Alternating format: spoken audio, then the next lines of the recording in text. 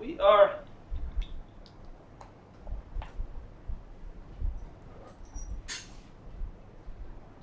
we're going to talk, at least start talking about the quantum field. But before we do that, I have one last classical subject that I would like to cover. And that has a funny name, which is semi-classical photon statistics.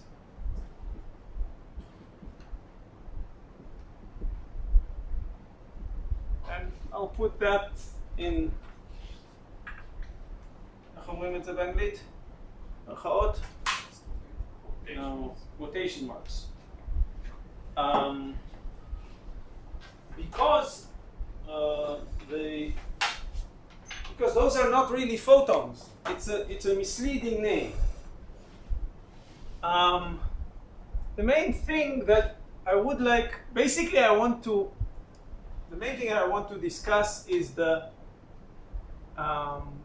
what we want to do is classical theory of photo detection.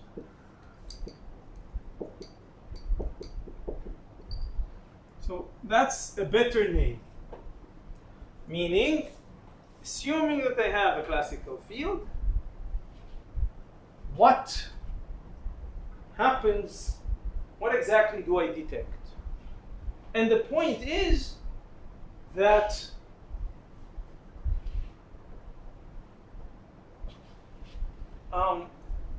that photo detection, in a moment,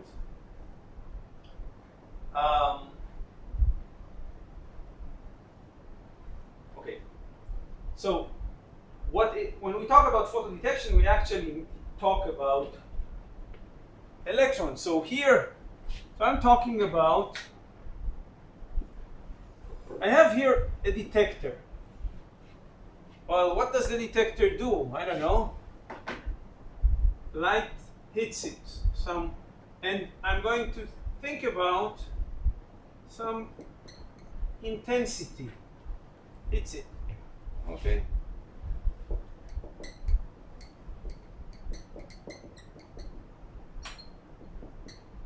But what comes out is electrons.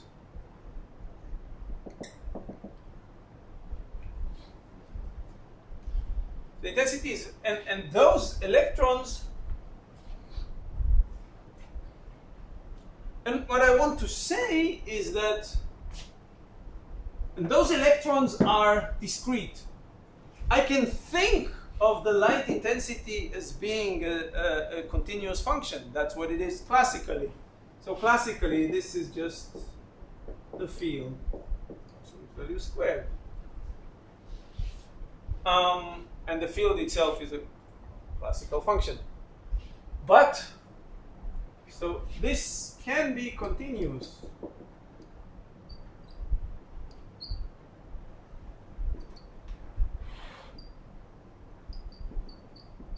But these guys,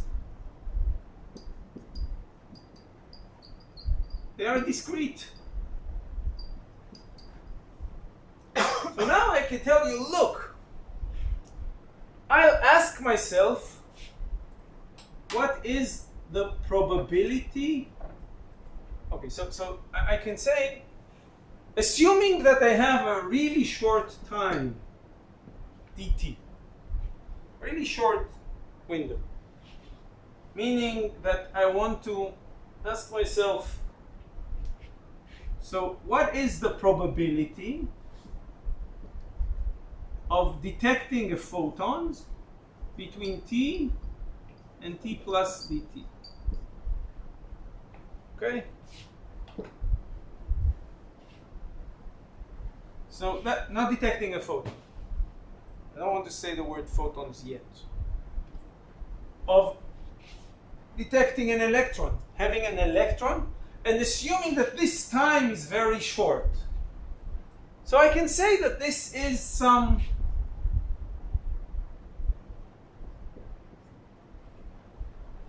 okay, so this large P is the probability, and this is the probability density, because that's obviously going to be proportional to the duration, to that duration, if I wait longer. But I assume that this dt is sufficiently short that the probability of having 2 electrons can be neglected. So we made it so short that most of the cases there's nothing, and sometimes there is 1 electron. The probability of having 2 electrons is unlikely. And I would say, look, then that is proportional to the light intensity integrated over the same time. So I assume now, and then maybe there is some proportionality factor. I think that in my notebook it is written like psi. Well, you chose to sit here. You can move somewhere else. But I think that you will have a problem on this part. You don't have to. Your choice.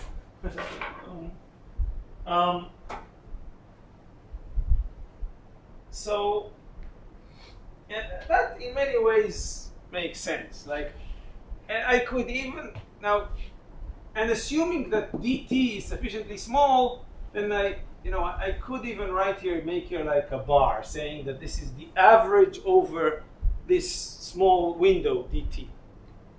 So that's, in a sense, so that's the probability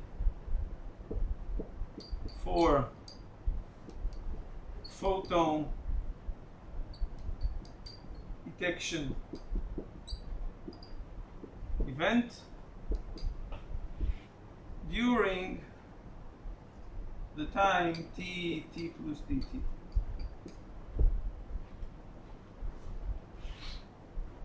So this is an infinitesimal probability. It's most likely small. And if you think about that, this is basically the energy. This is the energy density, but eventually, okay, so let me say something. This whole thing is proportional to the energy absorbed during t.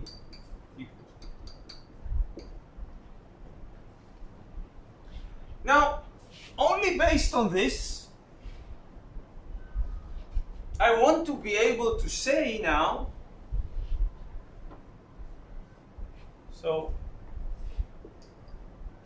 based on this simple assumption,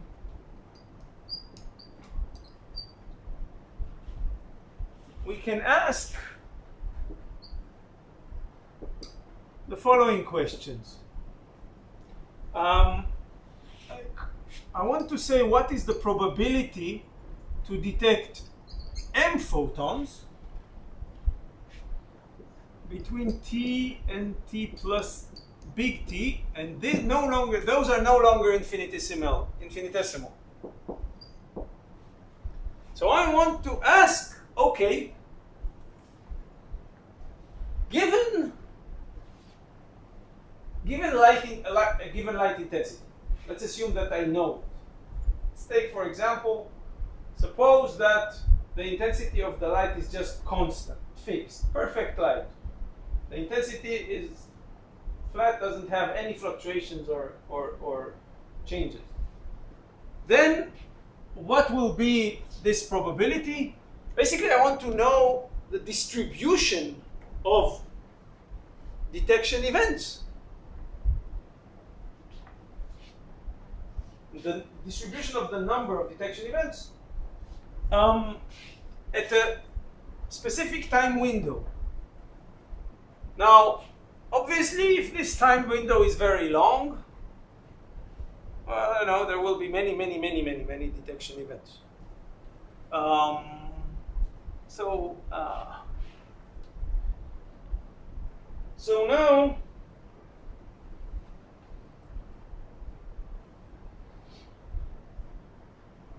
so instead of writing it like that, I'm going to write this P M. So this is the probability for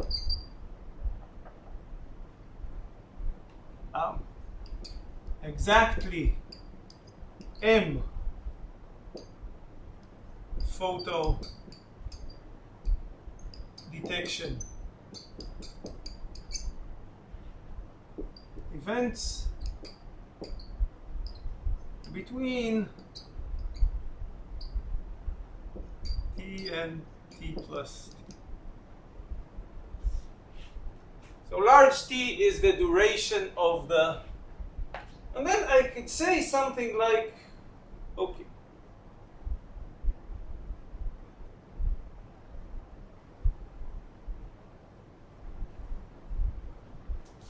so now the major equation is to say this.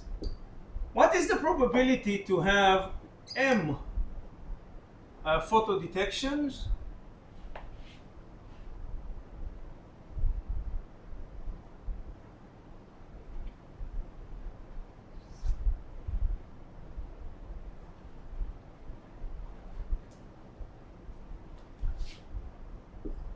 at time t, and then here t plus dt. So now I'm asking, I want to make some, and I'm going to say this, okay. So they are assuming, so I'm asking what happens if I make the window slightly longer, just slightly longer. Then the answer, okay, there are two possibilities. One is that I had M minus 1 events between T and T, so during that time, and another 1 event during the additional dt.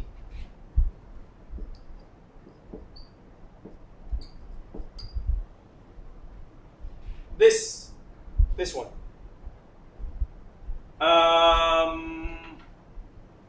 I can decide when that was, but let's make it T plus.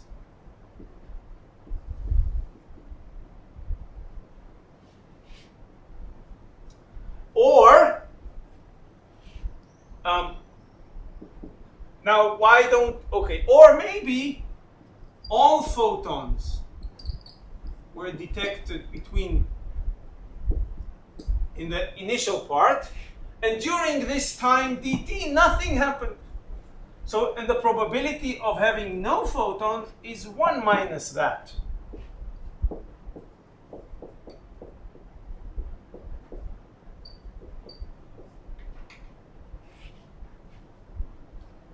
Now,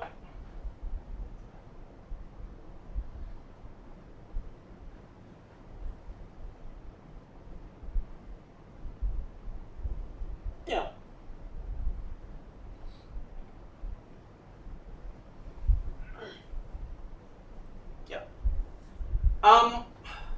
Why don't I take also cases of maybe M minus 2 detections in that interval and twice detections in this one? Because it's small enough, so only one. Yeah, it's an infinitesimal time, so we are interested only in the linear part. So now, okay.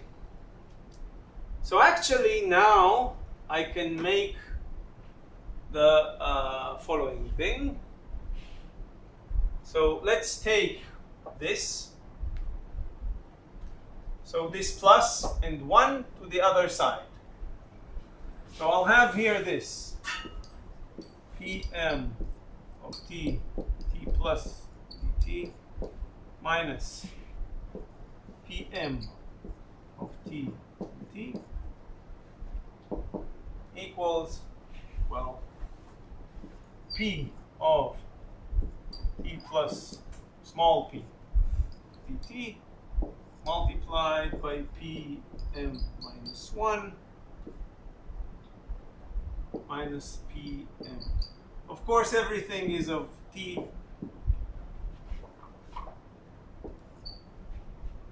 And that is convenient because what is written on the other side, this can be written as dpm to dt time dt. Sorry, to the window size, big T, right?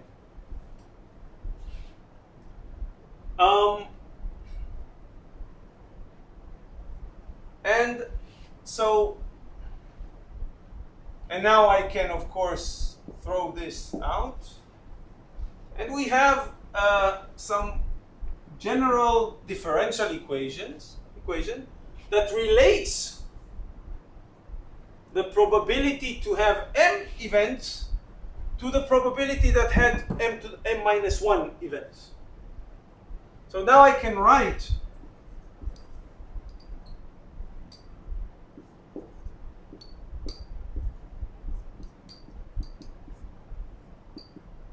and let's introduce this also. This is chi intensity of t plus t times pm minus 1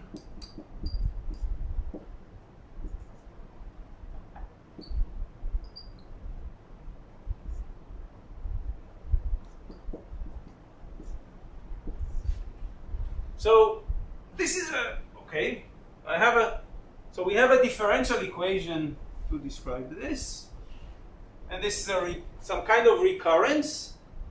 And let's start, and we have a basic, and that is what's the probability of having no photodetections during the time, the big time t. So that would be, this is for no detection. The probability for no detection events at all, that will be, okay, dp0 dt. Now that would equal, this one obviously never exists. There's no probability to have minus 1 detection events. So this is just simply minus I average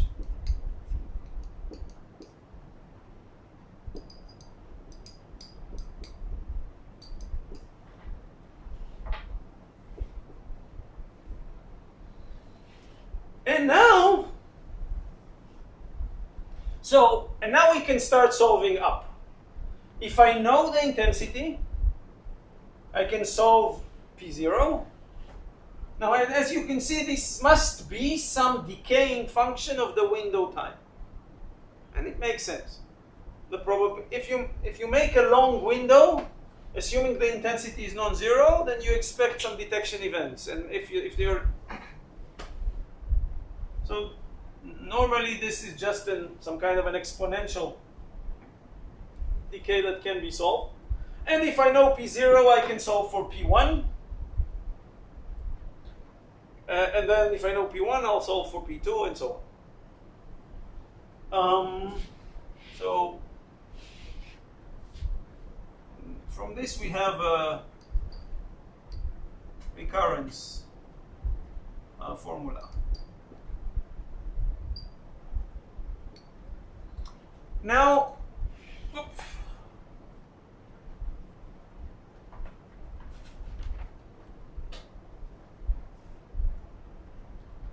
and I can, actually this one we can solve immediately. So,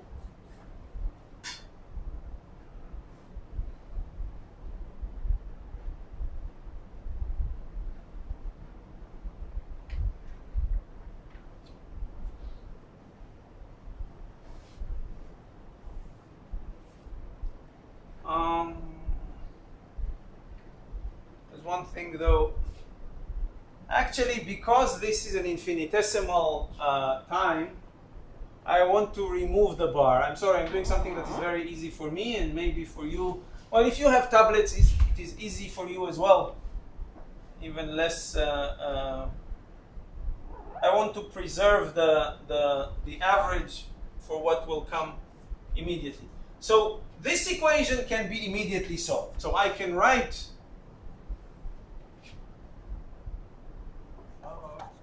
I'll write the solution.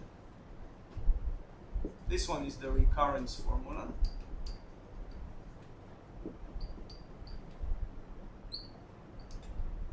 And from this, we can simply say that P0 of t and t equals what? Equals e to the minus chi integral from t plus t I of t and t prime.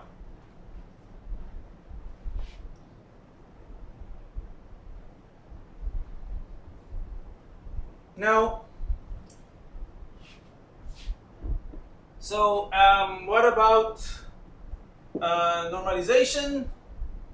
Actually not needed, because we know that if the time window is 0, so the probability to detect detection events at 0 window time is 1.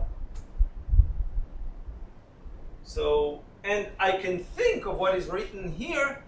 This is truly the total energy, and this I can write as the average intensity of t times the window size.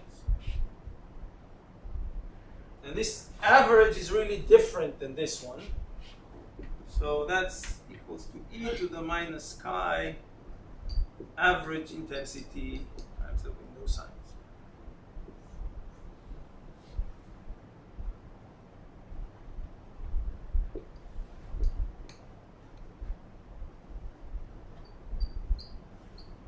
Now you can argue that this is not the total energy. This is actually the total energy density, because the intensity is the power density. But you know, if you have a detector, it also has an area. So what the detector really detects is not just the local intensity, truly local intensity, but it's always integrated around over an area. So this is really the total detected energy that is being absorbed. And so now, let's say, and when I write here this I average of t, it equals 1 over big T integral from t to t plus t I of t prime dt prime.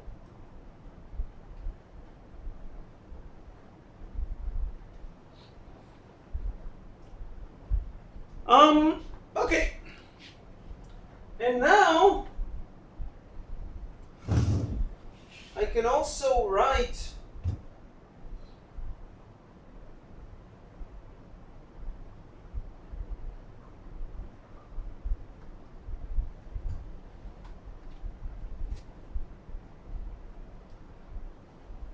okay.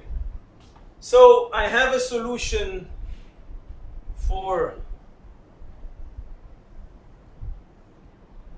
P0. I can use that to solve P1 and P2 and so on. So I'm going to tell you what the solution is, and you're going to believe me. No, you can actually really check. And that is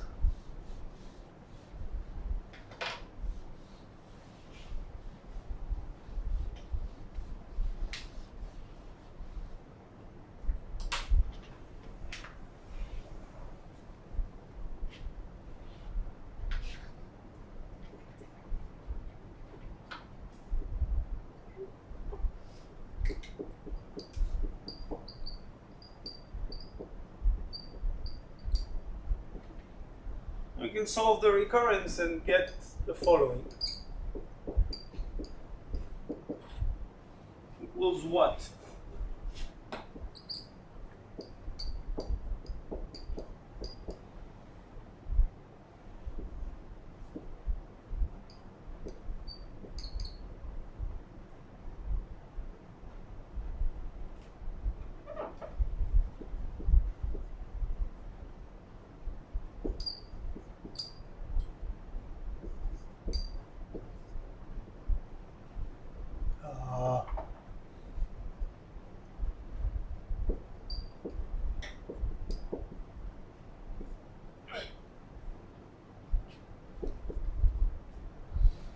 Now, okay, so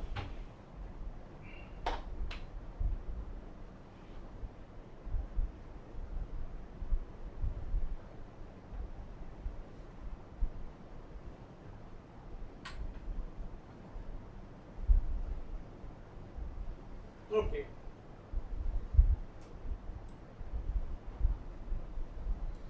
And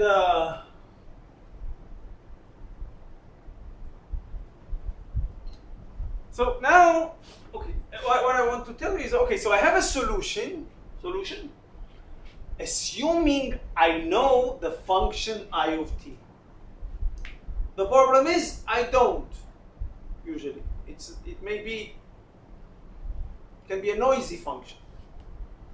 So now we're going to need to do some kind of statistics on that, but before we go there, let me just show you another thing, and that is, what is the average number m of photons? The average number of detection events during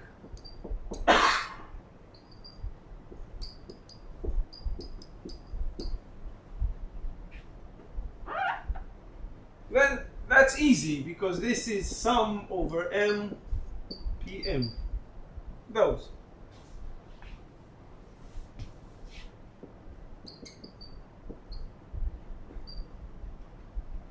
And I think that you will agree I can call this parameter x,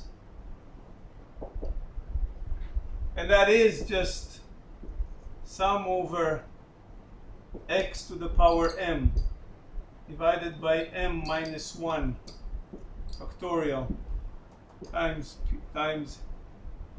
e to the minus x.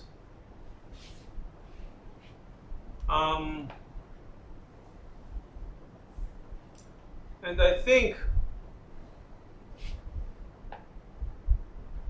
that, well, of course, you know very well that this is just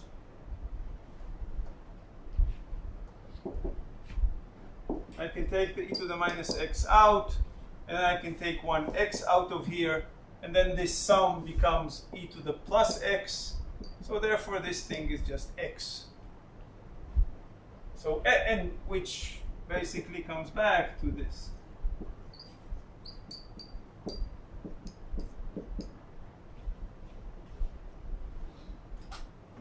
So that means that if I know the function of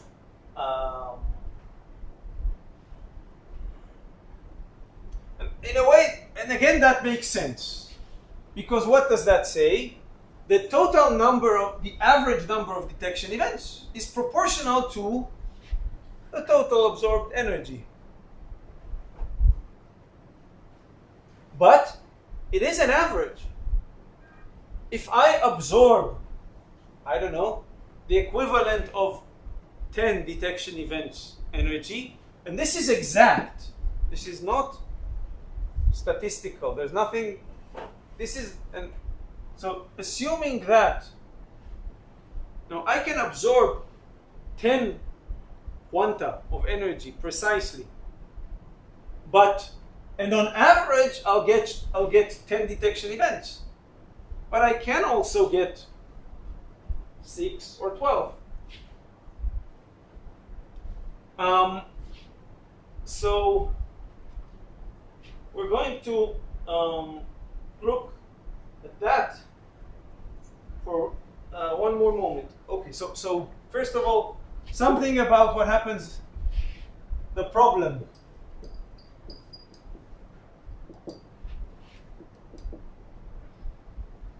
So that means that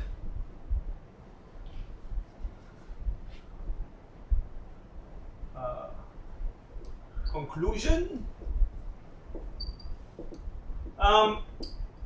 if we know I of t, then problem solved.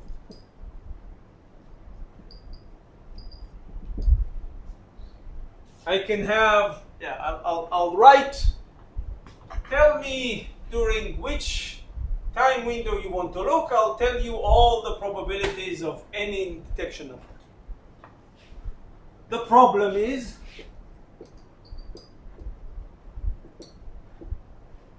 we usually don't know the exact intensity, only some information about its statistics.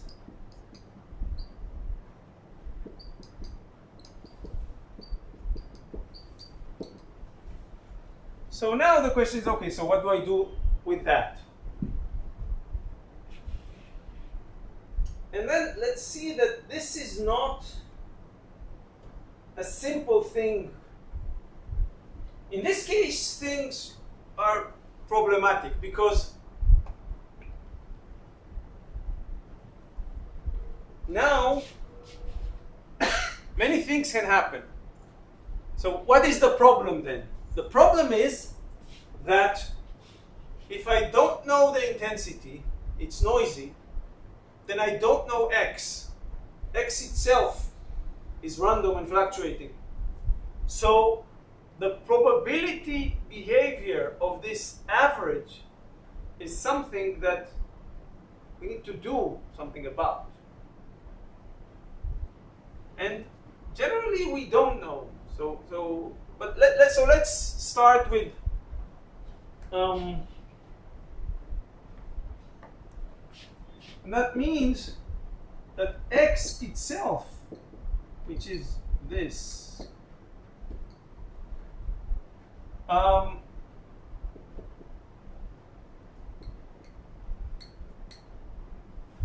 fluctuate.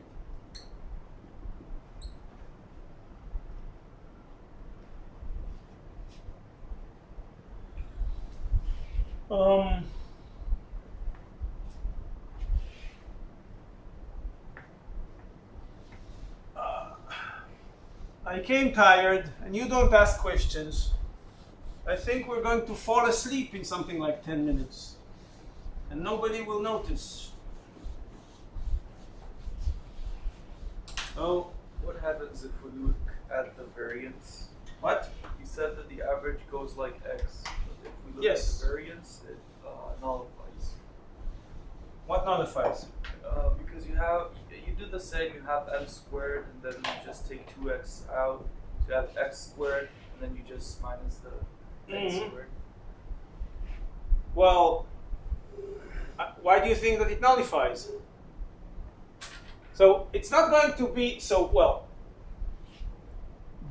You can show, of course, that the average of m squared.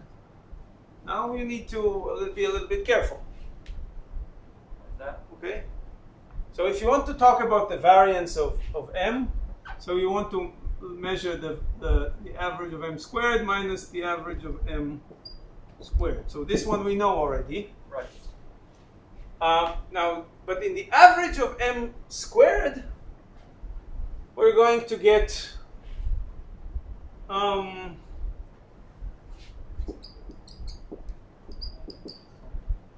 we can calculate, but that's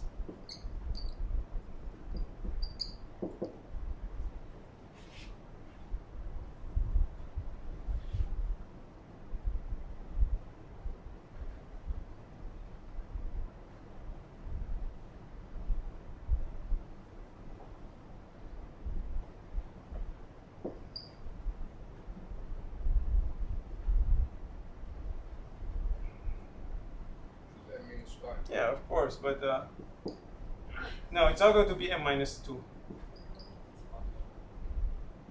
Here we'll have m times m minus 1. Should put the derivative on the So x. what? You should put the derivative on the x and get 1x Yeah. out, and then calculate the sum and derivate the sum. Yes, that's true. Then you'll get some. The probability of m photons is getting m photons at least m. Like you can No. get more than m. I didn't say that you cannot, but the question was, here, this answers the question, what's the probability to get exactly m? Exactly m. Yes. But if you take the intensity average to infinity, you get something like 1. What do you mean? Means that No. for If your infinite- intensity is infinite, yes. then all events are 0, actually. Let's see what happens. Like, if I make the we just saw let's just look at this one, which is at p0. Okay. If the intensity is very large, or if the time window is long, then it will decay to 0. Yes, but And that is true for all probabilities. Which are the one? Now let's see which. But the others are decaying more slowly. If you take an extremely high intensity, but that's not a physical thing. yeah. I always have a finite intensity and a finite time window. Okay. So eventually, even if the time window is long, this will win. And we will have something. So now I want to look at, so let's take simple cases.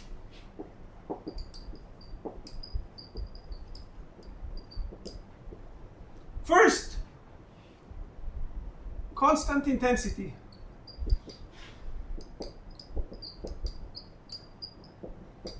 So I say, look, I of t equals just this.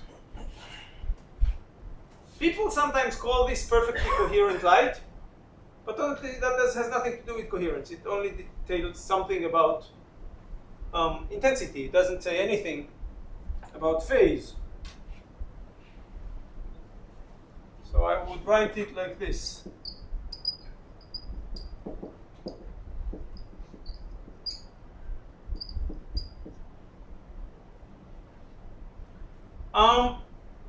Under this case, then it's simple. What we have here, then indeed, so P M equals what? Well, I can write it like that.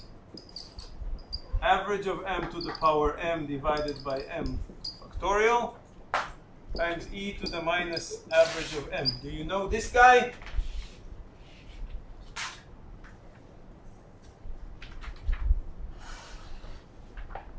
Have you seen this one before?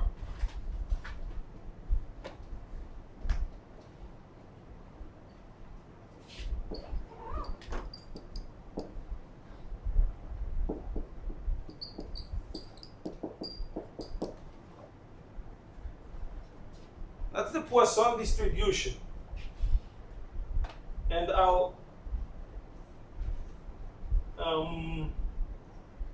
and this is and just to mention that, so what this means is that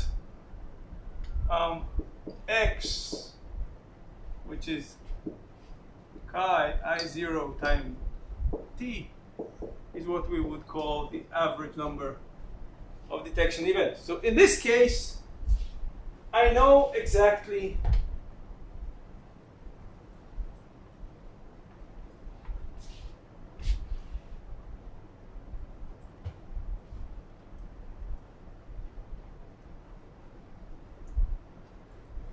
if you want, I can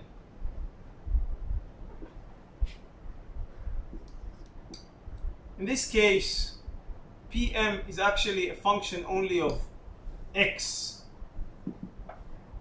which is the total which is psi I0t, which is total energy during time t, and that is just x to the power m factorial e to the minus x, and hopefully, so this is a Poissonian distribution, and we can plot it as a function of the time that we take. So that's what P0 does. That's what P1 does. That's what P2 does, and so on. So tell me what is, I don't know, and so forth. We can, of course, go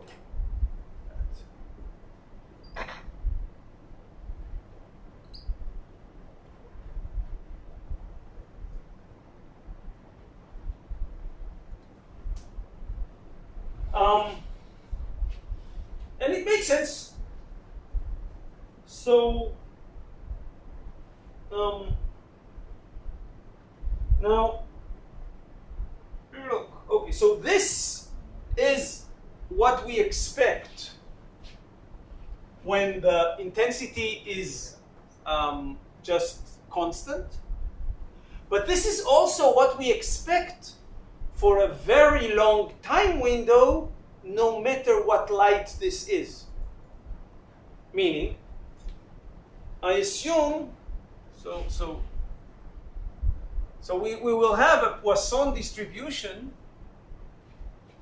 So we have this for two cases now. So we know that we have Poissonian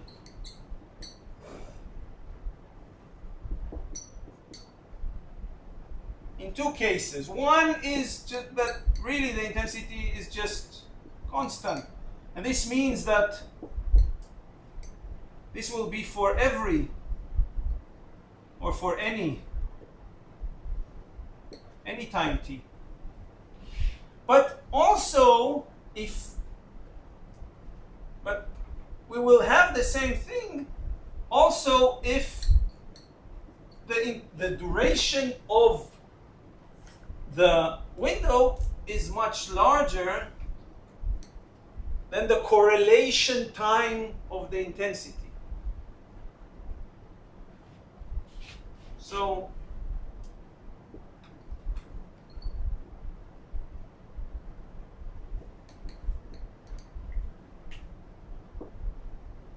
when the integration time is much longer than the typical fluctuation time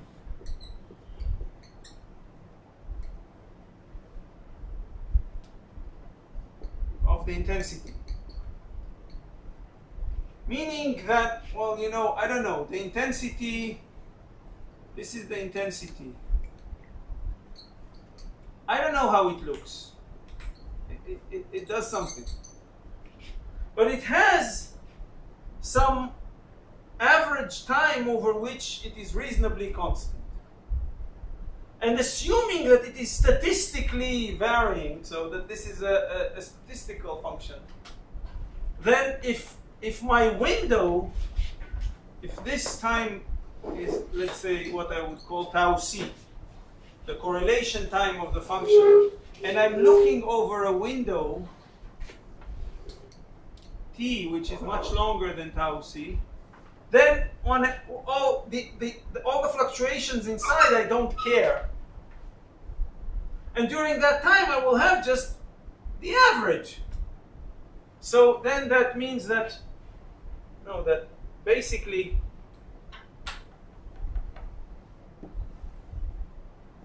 so it's like this. 1 over t, let's remember, I average of t equals what?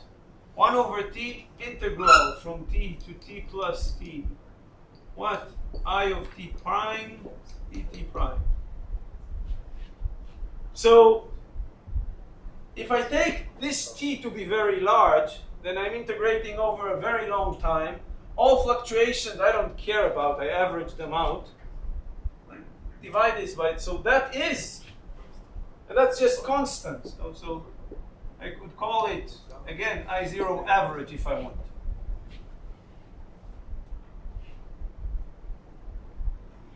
So we're going to see a Poissonian distribution either when the time is extremely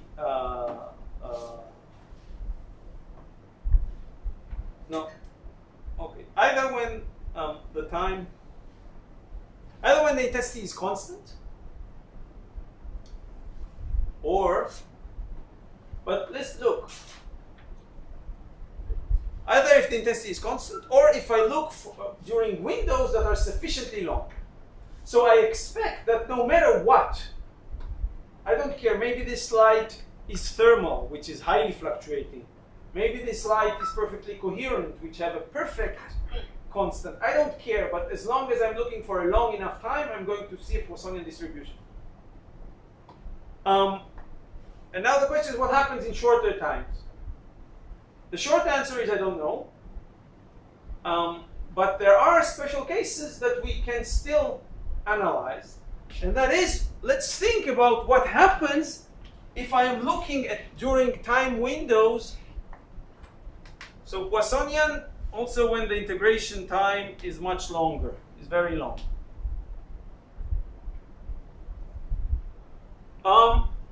We can also answer what happens during a time that is very short.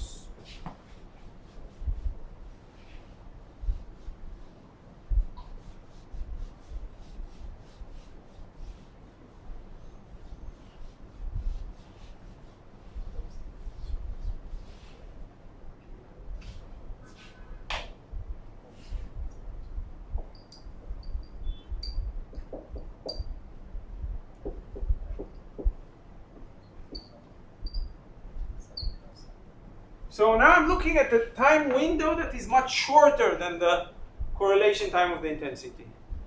So that means that, okay, this is my intensity function. It is, I don't know, it is fluctuating. It does that and that and then, and I don't know, like this. But I'm looking at the duration time. So here, that can be, we can consider this as being some order of the correlation time, because this is slowly varying, but this is my detection time t. This is my window time.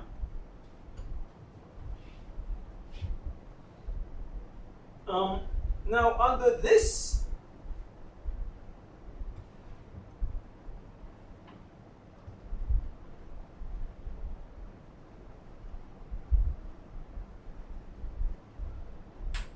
assumption, so when we do that, then what I wrote is I average of t as being this 1 over t integral from t to t plus big T, intensity of t dt prime. And this since this time duration is very small, this is just on average the intensity at time t. Just the intensity itself. We're not changing much. Now, I don't know what this value is, but so I don't have to write that. So I can say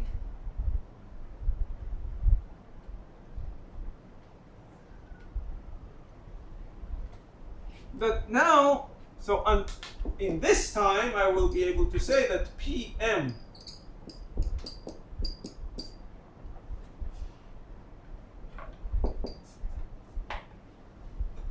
I'll explain what I mean in a moment. Equals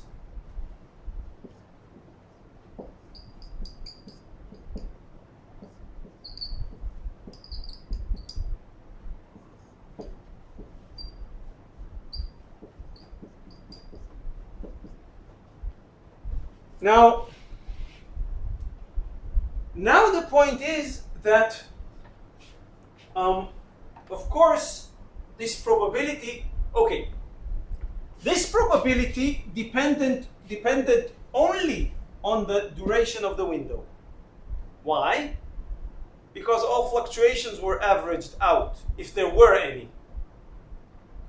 Okay, so we only cared about how long we integrate. Now we care also about when.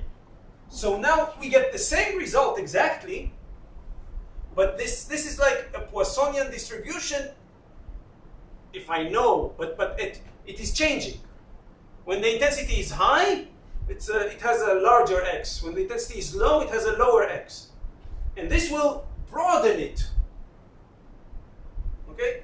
So this will smear the fact that the intensity itself is fluctuating, so that if this is for a fixed intensity, this is Poissonian, this can be only broader than Poissonian. It can never be narrower.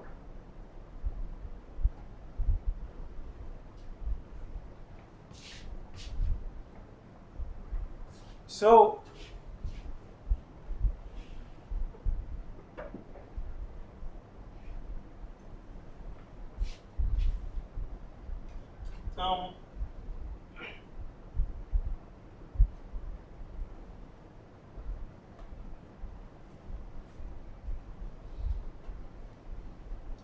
so now what I need to do now is, assuming some statistics of the intensity for the intensity,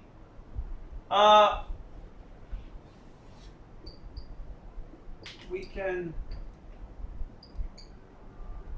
average over of the ensemble.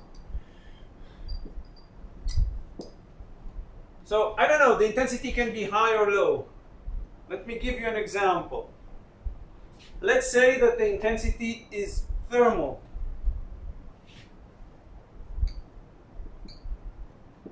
So let's assume, example, so a thermal source. So I can ask, what's the probability?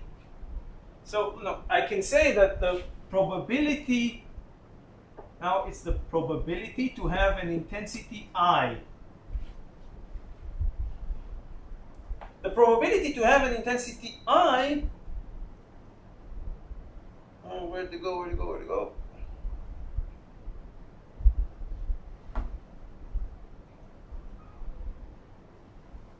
Yeah, it goes something like e to the minus I divided by some average. That's what you expect from a thermal source. It's like a kT is the average energy, and the actual energy, well, that will be e to the minus. So think of it as being like e to the minus e divided by kT. Like this. Now, under this assumption, so I can assume that, okay, so I can say, okay, so what is, so now I can ask, so what is the probability to have m photons divided at a window t, and I don't know I of t. I don't know. So I'll have to sum over intensity possibilities. So I'll have to do something like this. That would be, okay, that would be Pm of I and t, this one. What? Okay, so I don't know, integral di, and that would be, it goes like this, but there will be some e to the minus I divided by I bar. We need some normalization factor, some normalization here, and then here that would be Pm of, I don't know, some, assuming an intensity, and t. And we can, so first we can calculate that. Now let me tell you what it comes to be. This turns out to be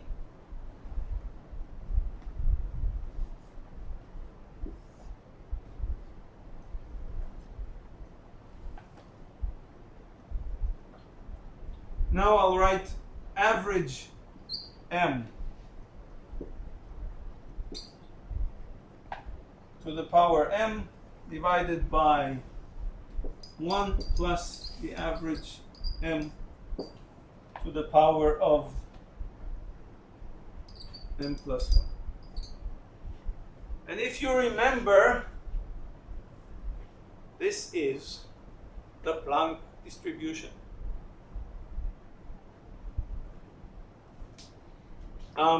Or this is a geometric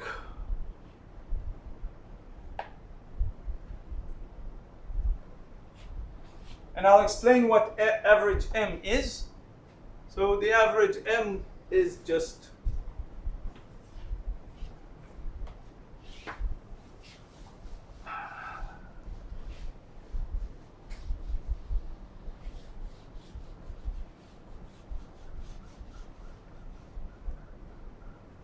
and here we should be careful. When previously I wrote the average m before was actually a function of time, right? Because that was just this.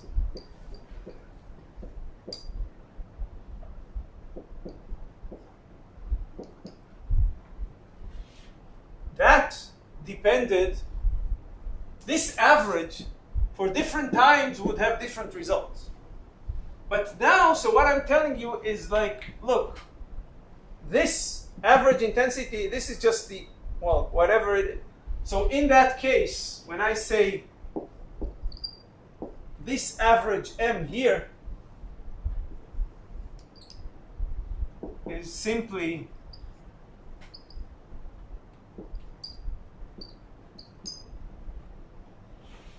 so, yeah, so that is just to say, look, I'm telling you,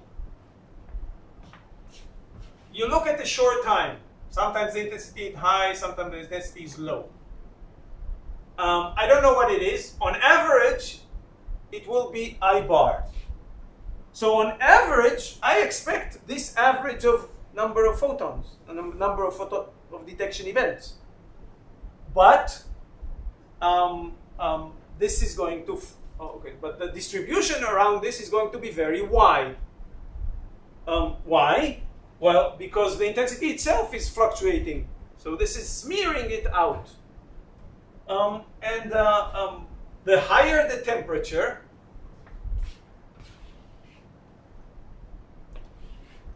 meaning the larger I bar is, then this becomes like nearly a flat distribution of intensities.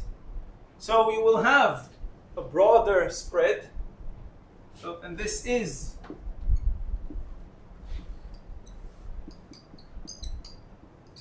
This is the geometric distribution, and it is like in Planck's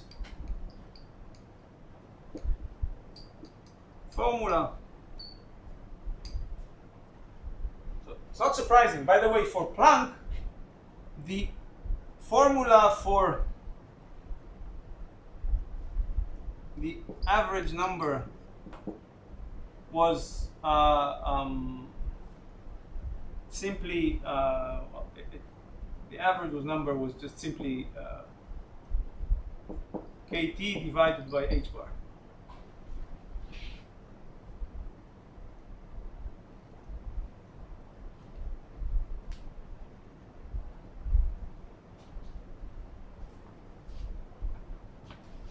Okay, so, and in between, now, okay, so first of all, so what do I want you to take out of this? First, that we can see that the existence of photon statistics does not require photons. This is the most important part. Okay?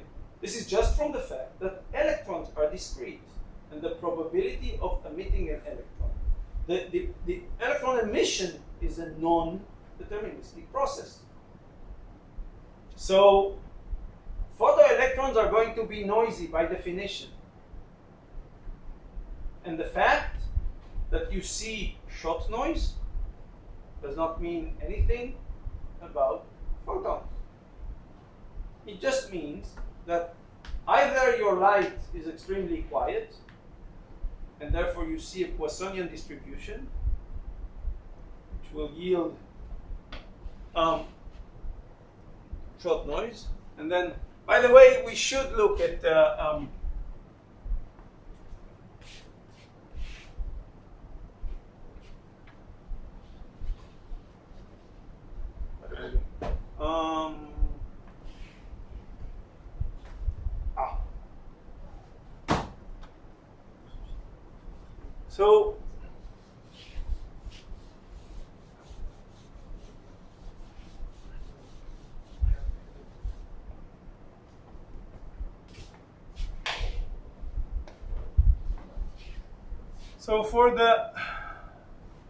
so now I'll plot as a function of m, and I'll say what Pm of t can be.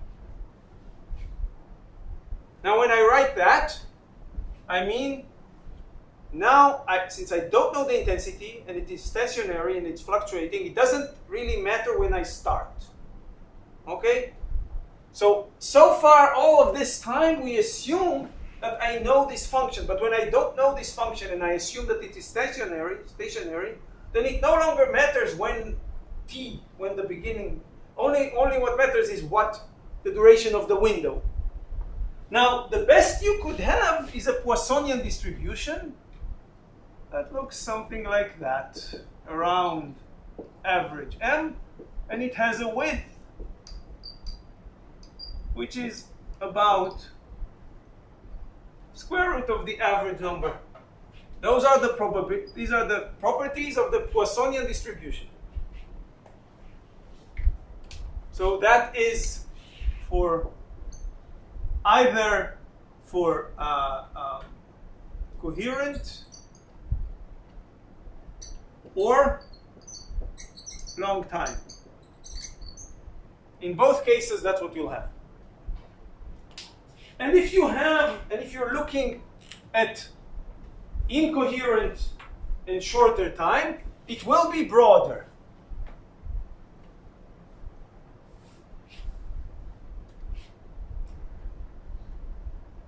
Noisy intensity, that's all I know. It will be broader. The one thing that I know is that it will never be narrower. So sub-Poissonian cannot be assuming classical light. So that's noisy intensity is broader. It is super Poissonian.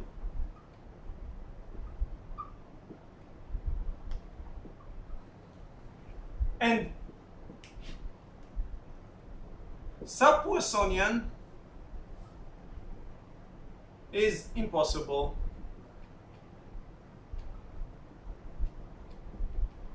It is impossible with classical light.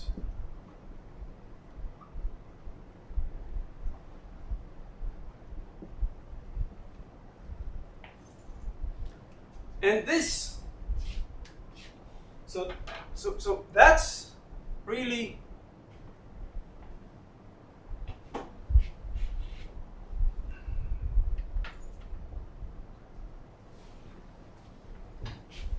so at least from this, I hope you understand why the claim that a photon is a click on a detector is, excuse me, bullshit.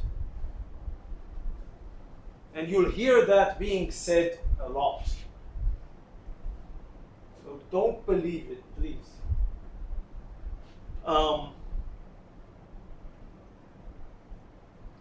Okay. So what else? And there was one more thing that I wanted to say.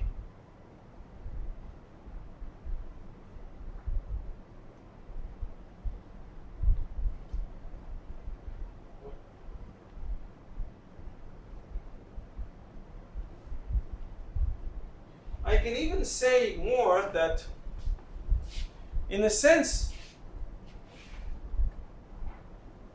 if you calculate, really I want to look at this. So I want to look at this delta m squared.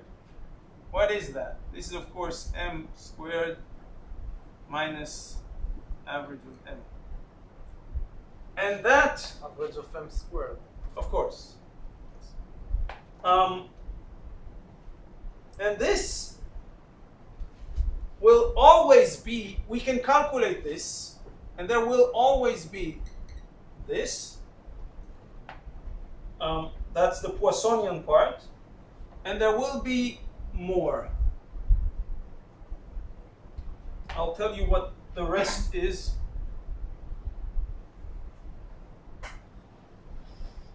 Let me write it like that.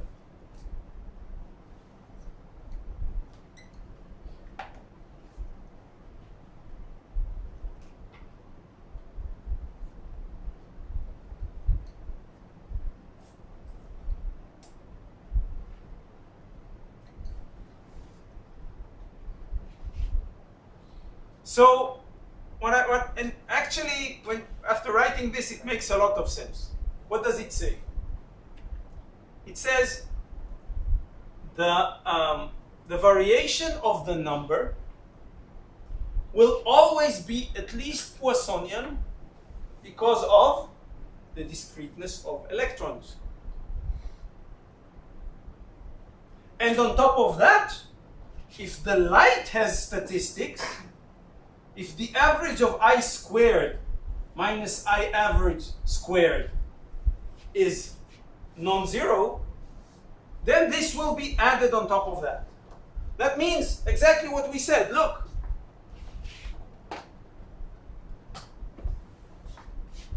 This is inherent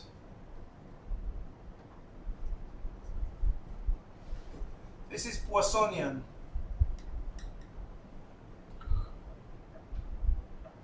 And it is inherent to photo detection.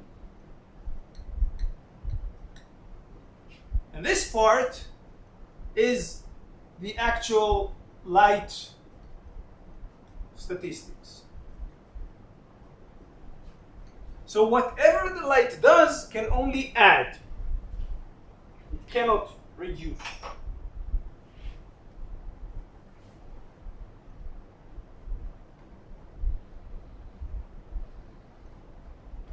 And in long enough times, this is what will dominate in long times.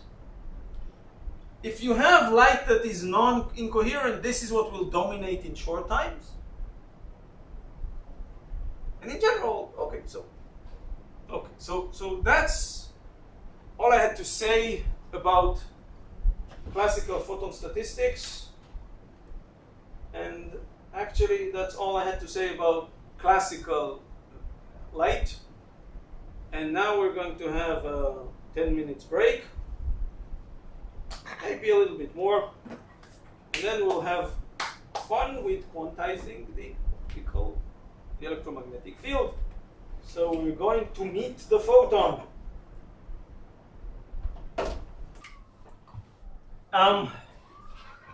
We're going to quantize the electric field, the electromagnetic field right now. But before we do that, let me remind you a little bit about how we quantize anything. So the point is that quantization comes out of analytical mechanics. So it's like normally we would look at the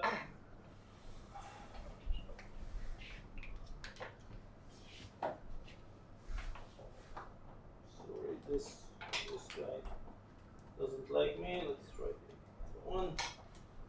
So usually we look at the Lagrangian of a system, which depends on some quadrature. Sorry, not quadrature. On some coordinates and velocities. So there could be more than one, and velocities. It can also depend on time, but let's forget about that. And this is simply the kinetic energy minus a potential energy.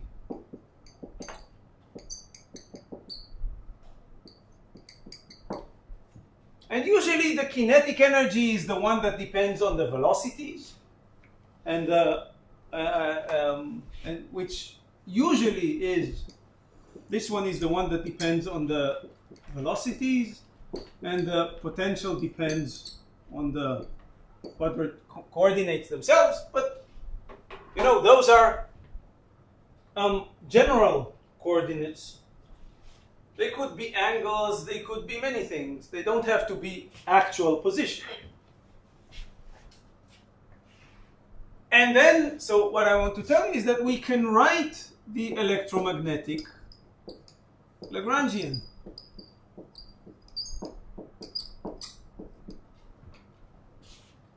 Now, but for quantization, we don't work usually with the Lagrangian, we work with the Hamiltonian.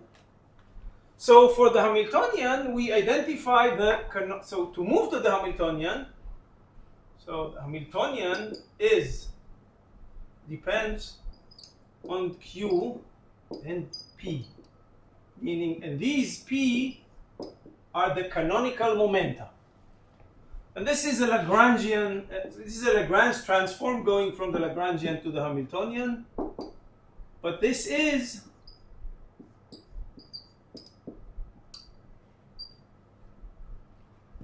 take the Lagrangian and derive it according to Qi dot.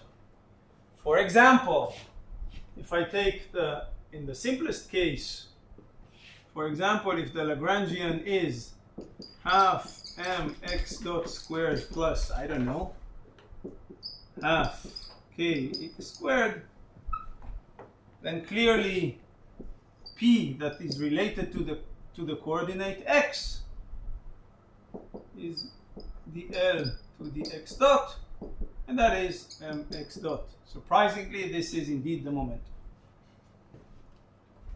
But of course, if x would be some angle, then this would be some angular momentum. And in general, this does not have to be a momentum at all. This is the canonical momentum that is conjugate to the quadrature x, or in this case, to the quadrature Qi.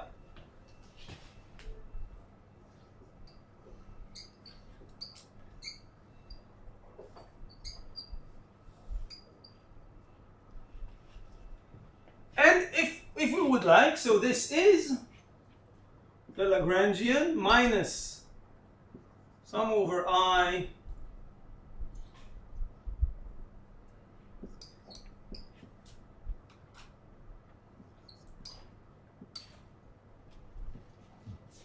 now look, remember, so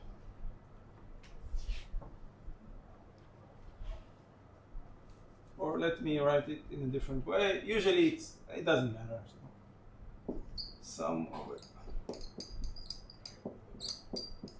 That's the common definition usually. But notice that we have to use this function. This contains only pi's.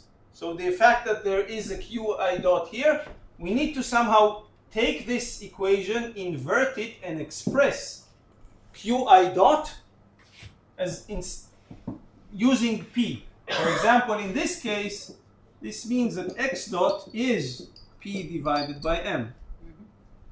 So then this is what I will need to introduce into here and here.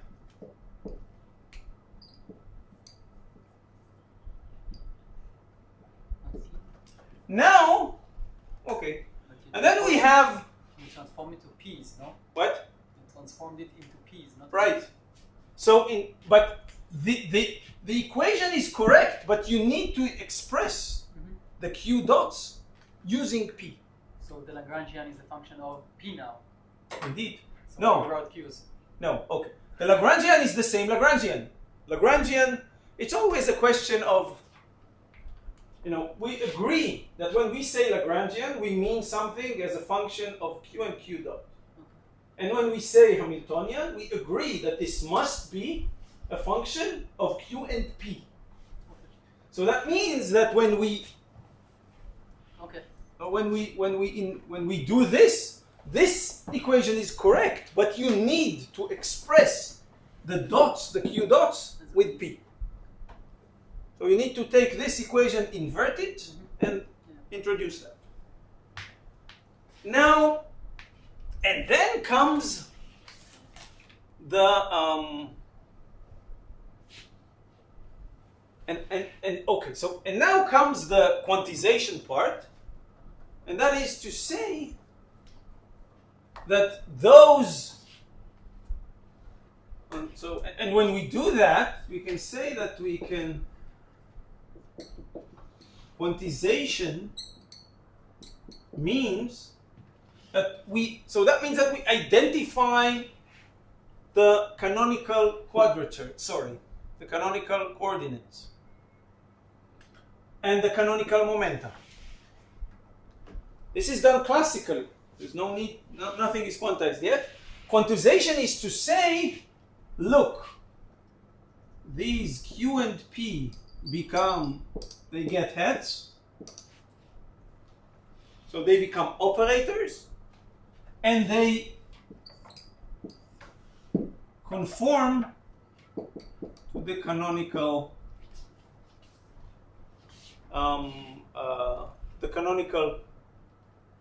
commutation relation.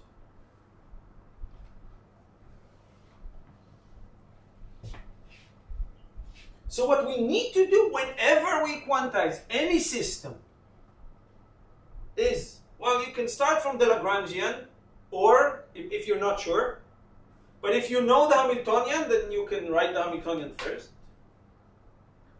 But and then you need to identify the canonical coordinates and momenta, and then you can say, okay, now I say those are. So if I want to write the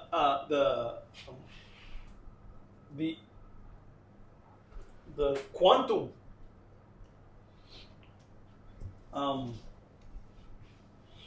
the Schrödinger equation, or I can actually, it's easier to write the Heisenberg equation.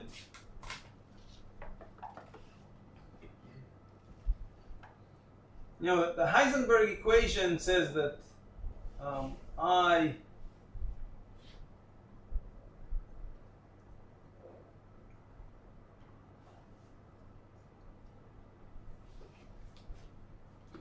don't remember about the IH bar, but any quantity like that is equal to the commutation relation of the Hamiltonian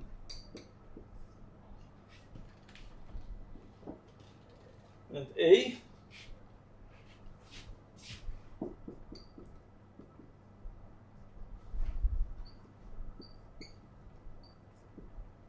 But let's leave that. I mean, it's not that I need that one. This is related to Poissonian Poisson brackets, but if you don't, let's not dive too deep into analytical mechanics. I'm sure that some of you would very much like to forget that. So now what we want to do is to have that electromagnetic Lagrangian, or specifically the electromagnetic Hamiltonian. Now the point is that, surprise, surprise, the electromagnetic Hamiltonian is going to be very much like an ensemble of many harmonic oscillators. Why? Because the electromagnetic field obeys the wave equation, and then within classically. And if we express that as a sum over modes, electromagnetic modes, then we know that we can have eigenmodes, and each mode will independently act like a harmonic oscillator of a different frequency. So therefore, the electromagnetic Hamiltonian is really a sum over eigenmodes, where each of them is a harmonic oscillator.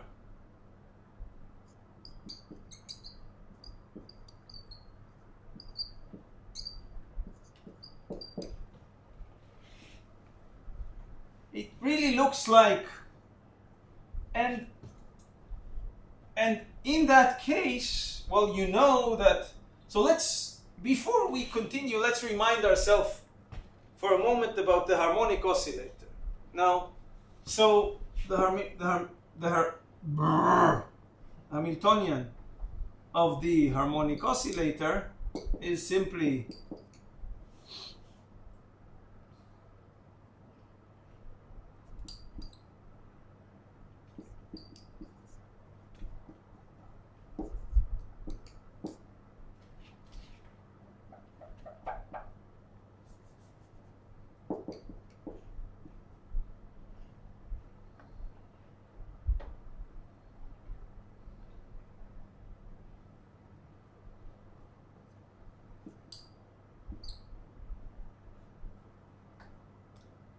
remind me.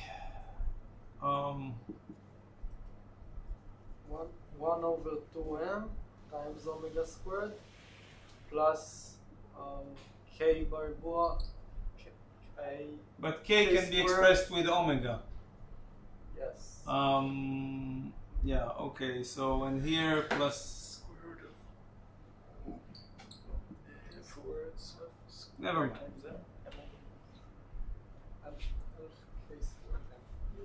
Okay. Forget. Okay. So I'll. You can bring it from anywhere, but all I want to say is something like, given the right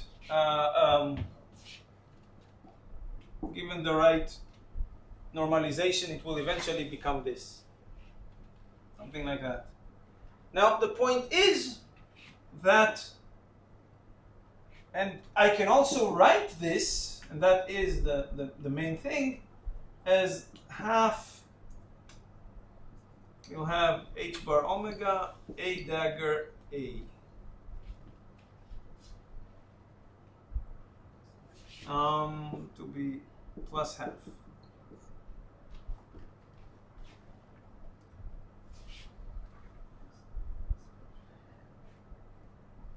Sorry, no, h bar omega like that, plus half. And then what is A?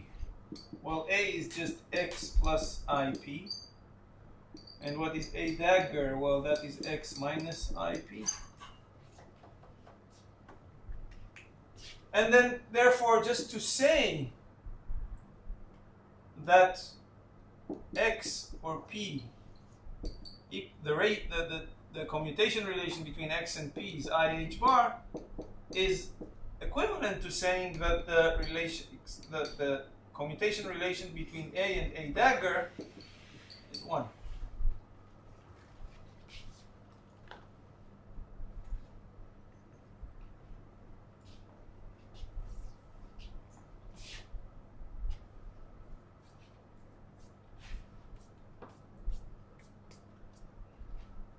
Or, you know what, no, let's, this is I. Taking h bar to be unit.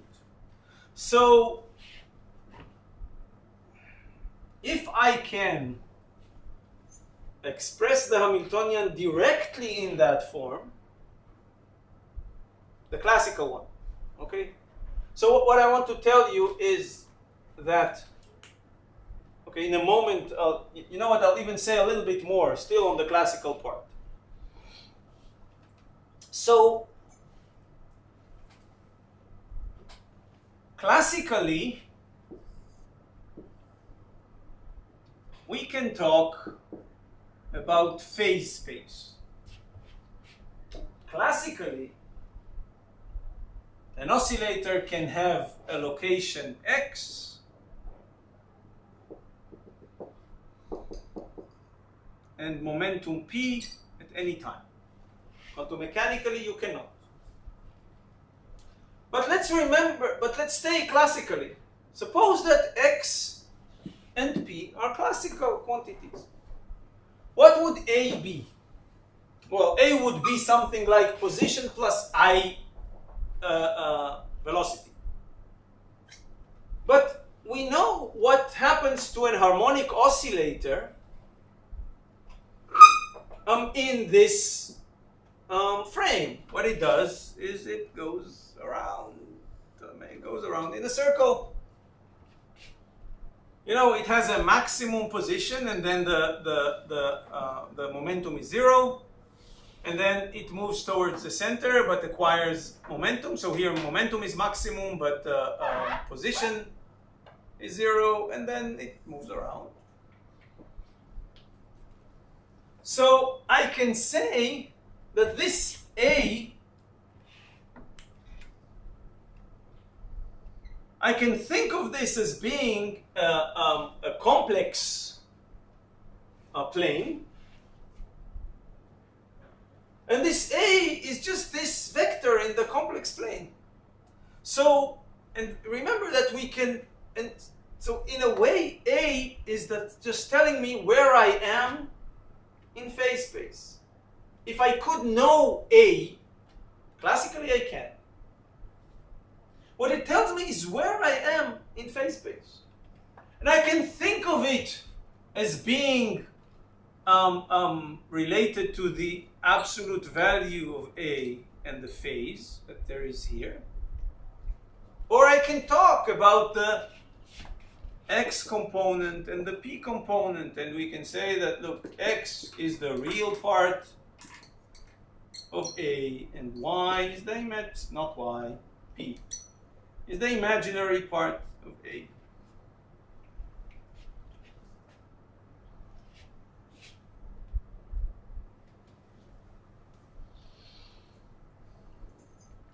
And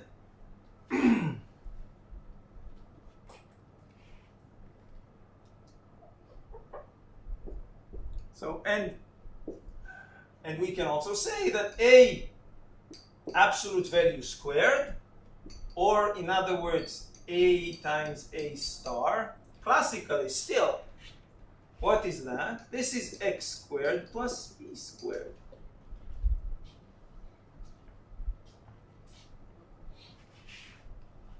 Now, Some of the things don't transfer well to quantum, but some do.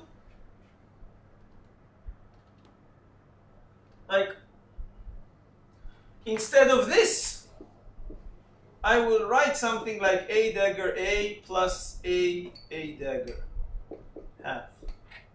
Why? Because whether I write A times A star or A star times A, it doesn't matter classically, but quantum mechanically it does.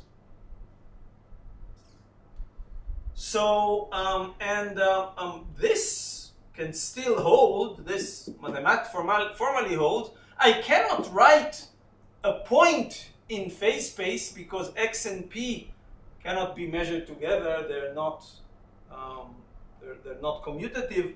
So this thinking as of a point, that the state is a point in phase space, that no longer holds.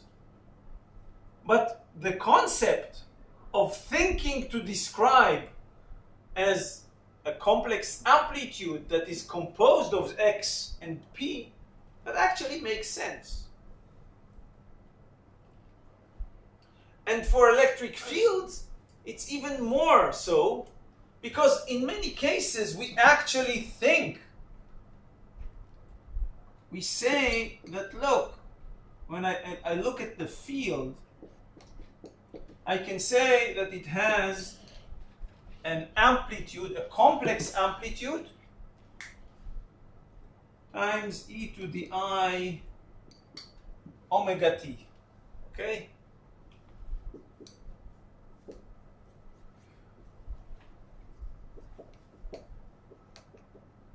It's the complex amplitude, and to be honest, it actually looks. Usually we write it the opposite.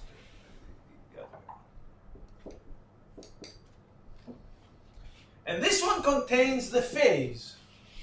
So really, I'm going to say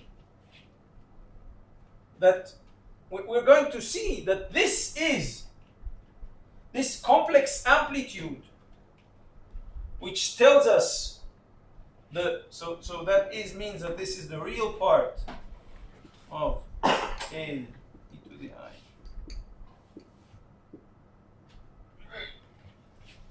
So that, and in a way, this complex amplitude is telling us where this vector is at time t equals 0. And indeed, we will see that if we think of the field amplitude and phase, then we can actually, so this is going to be replaced. So we're going to take A to be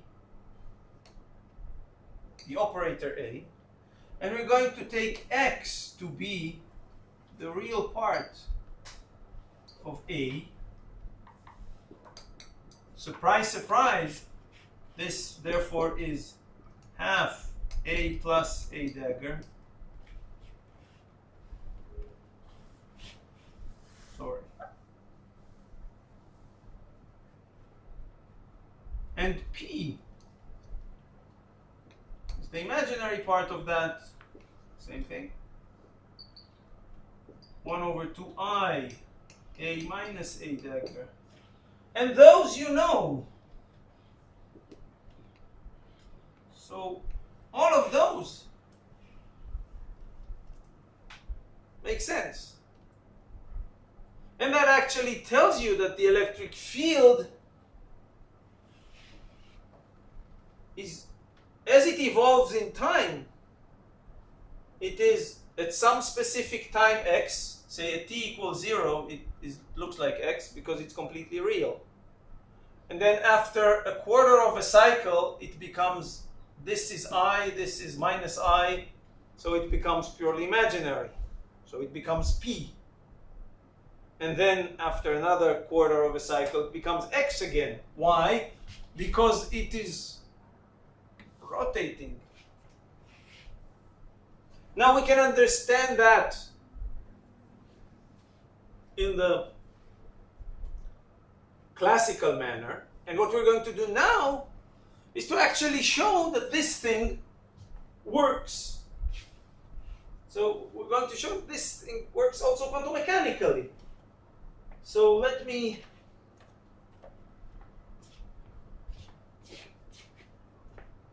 So that's the so what we're going to do is to start classically and be able to express the electromagnetic Hamiltonian as a sum of over classical harmonic oscillators. Which are the harmonic oscillator? The electromagnetic modes. Each mode is an oscillator. And then we will say, look, okay, a harmonic oscillator I know how to quantize. So I will say that each one of them, and I will identify that the amplitude of the oscillation is exactly the equivalent of what we would call the creation and annihilation operators of that harmonic oscillator. So we will just say, okay, so I exchange. Those are no longer classical amplitudes, complex amplitudes. They are quantum creation and annihilation operators. Why? Because it's exactly equivalent. And then we will say, okay, given that, and given the fact that there's the commutation relation is now non-zero, what happens? And we will see that those creation and annihilation operators, or basically we're going to say, look, so that electromagnetic mode is a harmonic oscillator, but it's a quantum one. So its ground state, for example, is not simply zero standing, but it's actually vibrating. That means that the field in vacuum has some vacuum fluctuations or zero fluctuation, zero. Okay, so those we will discuss now. Okay,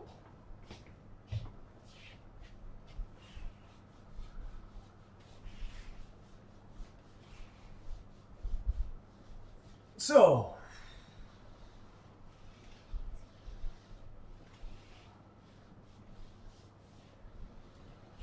I'll try to quickly get us to the Hamiltonian of the electromagnetic field. So, but we start from Maxwell's equation.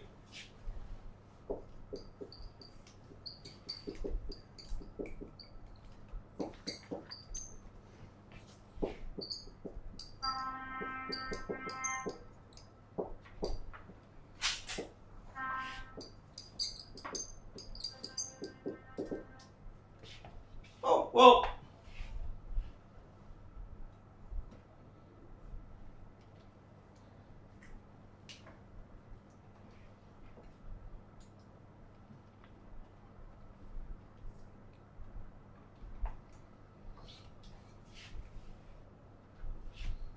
well, curl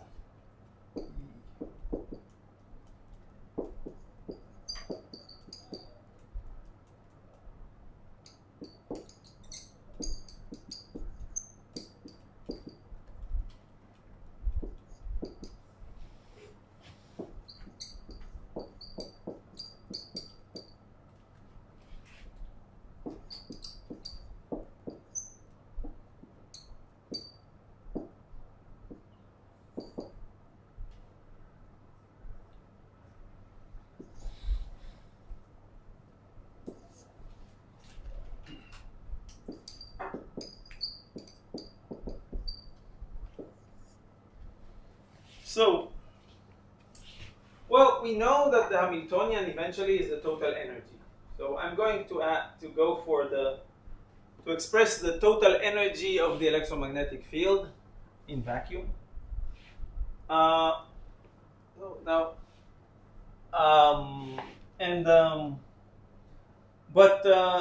First I'm going to do a few classical steps to take me there.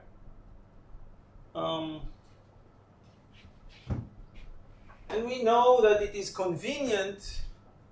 It's convenient to express B as a curl of a vector potential, and to express E as a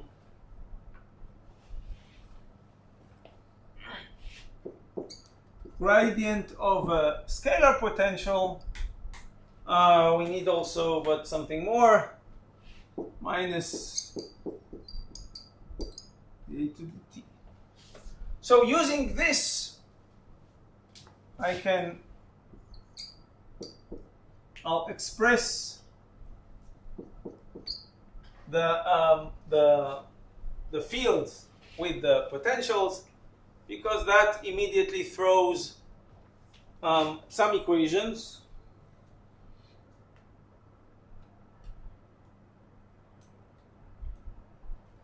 And we can also remember that a curl of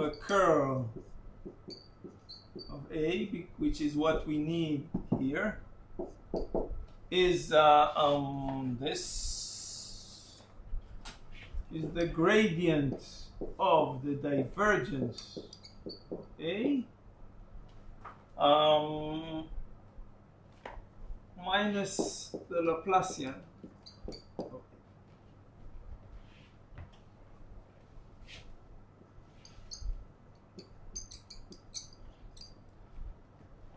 So, yes.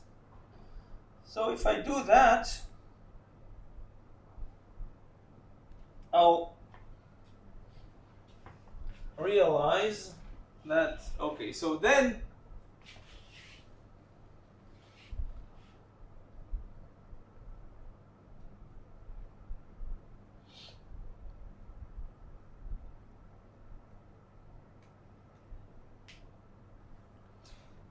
by doing this, we boil down to only two equations.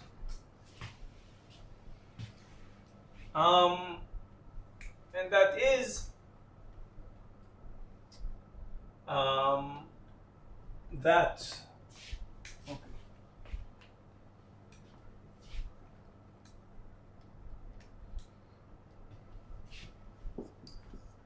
So from this, I'll get only, okay, so this equation I don't need because it is satisfied automatically by the fact that B is a curl of A. So this equation goes. And these two equations can be combined into one, because the curl of E means the curl of a gradient, and the gradient is zero. Curl of a gradient is always zero. So the curl of E equals minus dB dt is automatically satisfied from this definition of the electric field. So I don't need this one. It's automatically happening out of this. And I don't need this one. So I'll stay with only these two equations. Let's write them for ourselves for a moment, and then it's simple because, so here I'll have, I'll take mu and multiply here, and okay, so I'll get here this gradient of the divergence of A minus del squared A. This is just the curl of B. What about the mu 0? I'll take it to the other side. And now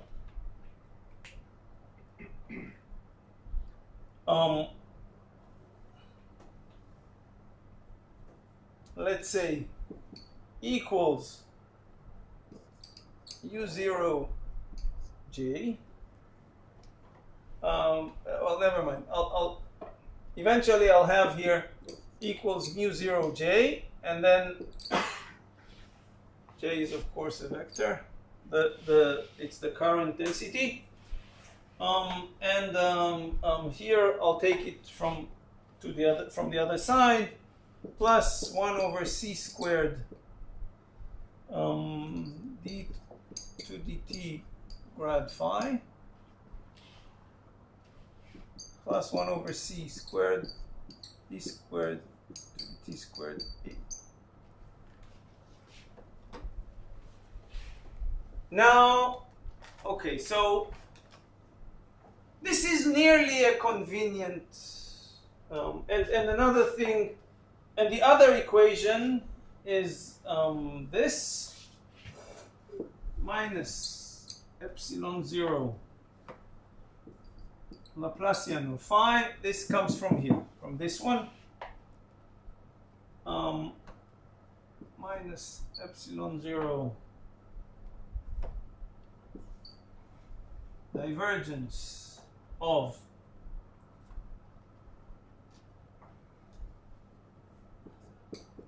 d to dt divergence of A equals rho. So now, and those are the only two equations that we have. Now, what would I like to have? Okay. So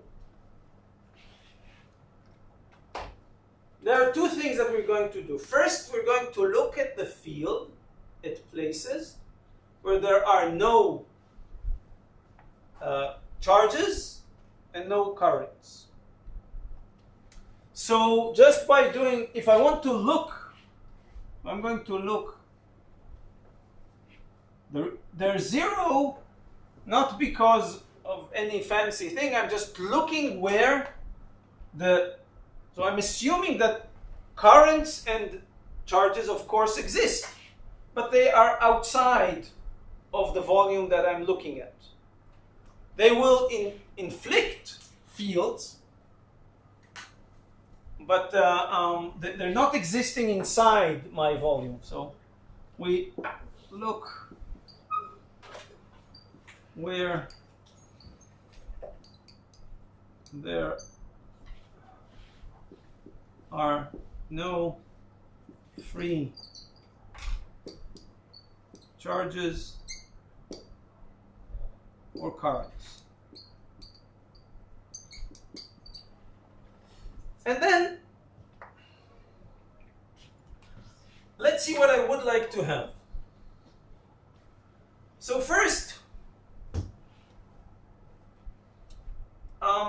if this was just a Poisson equation, that would be nicer.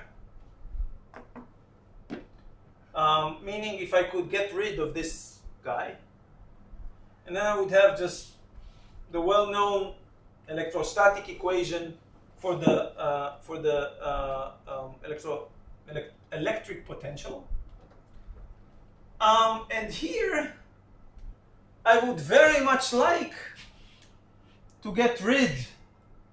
So I would like to get rid of this guy. And here, I would very much like to get rid of this guy and this guy. Why? Because then I'll have a nice wave equation that I know how to handle. Well, but how do I do that? The point is that the potentials are, as they are, potentials. And they can be defined up to, energies are defined up to a constant, and potentials can be defined up to what we would call calibration or a scaling. איך אומרים קיול באנגלית? Calibration. Gauge. Gauging, yes. So up to a gauge, so we can do a gauge transformation.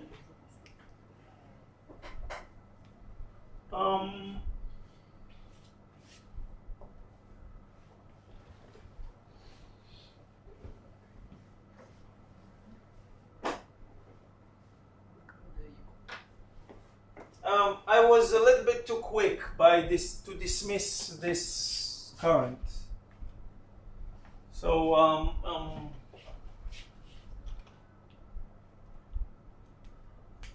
eventually, yes.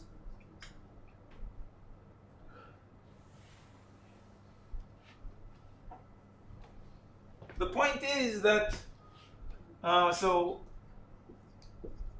gauge transformation. So I can always take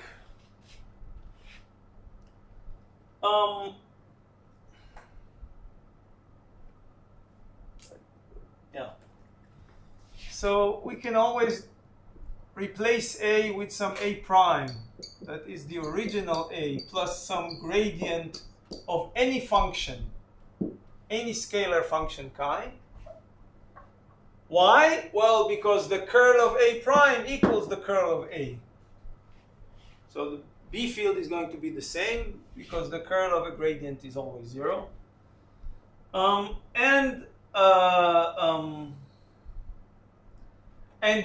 when doing that, phi, if we do this, then we can see that to get the same field, we need to scale the scalar potential as the original potential minus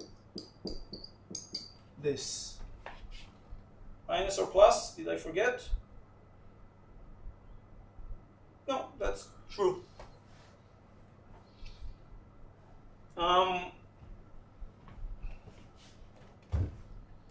So let's choose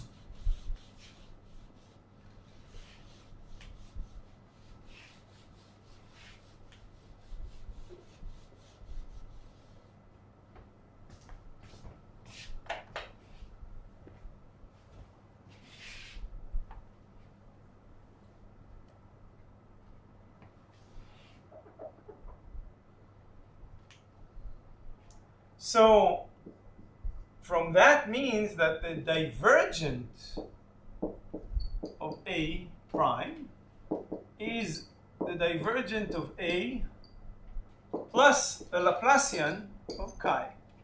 So I can choose this to be 0.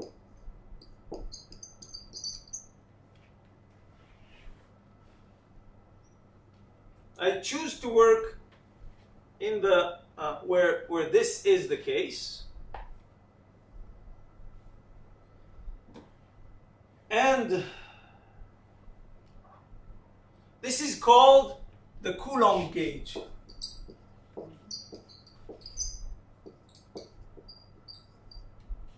So, and under this assumption, what happens is that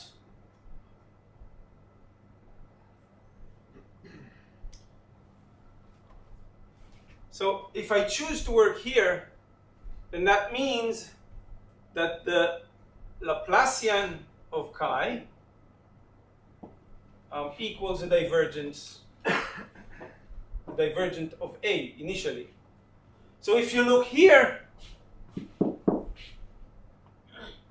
I'll have the Laplacian of chi once, but I'll also have to scale phi, and there will be a Laplacian of chi from here. So if I switch phi to phi prime and A to A prime, then here I will have the Laplacian of chi, derivative according to time, and here I will have the Laplacian of chi, derivative according to time, and those two will cancel. So under this assumption, so under this choice, we find that the equations become okay,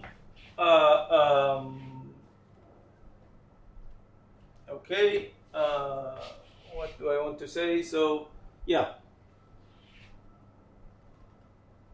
the divergence of A becomes 0. So indeed this one falls. We'll talk about the gradient of phi in a moment. And here we're staying with the only this guy. So what we have under Coulomb gauge, then indeed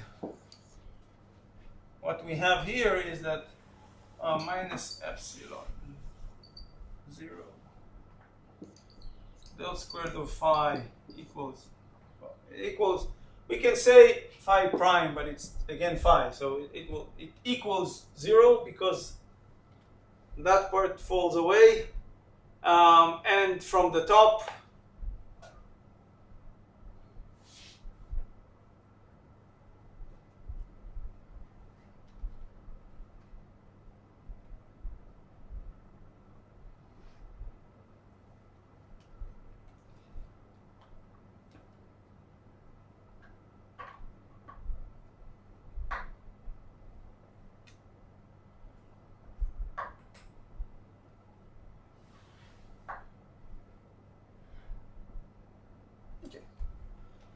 Um,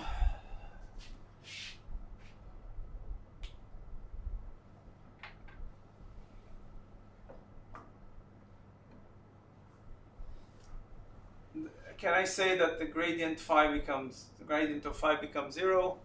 I don't remember, but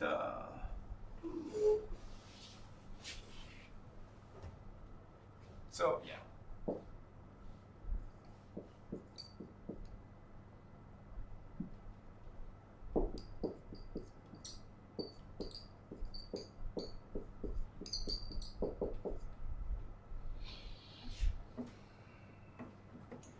I just need to, this, I know why it is 0, and what about this guy? So the gradient of phi equals the phi prime equals the gradient of phi minus this, and therefore,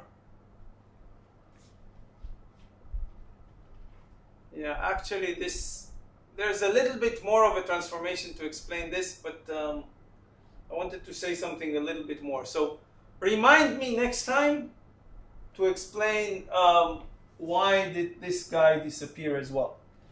But remind me only if you're really worried. If you're not worried, you don't have to remind. But eventually we'll get that, and those are equations that we know how to solve. And because for at least for this guy, solution by expansion into eigenmodes. So I can write, so I know that I can write this function general, this function of R and T, as sum over modes. What are those modes? They have a vector, a k vector, and a polarization. So lambda stands for the polarization, this k stands for the k vector, and it has some unit vector. This is the direction of the field, times some function times mode.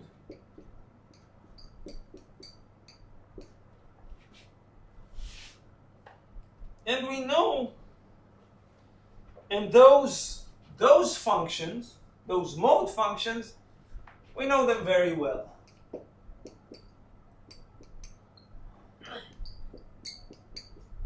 They're simply some amplitude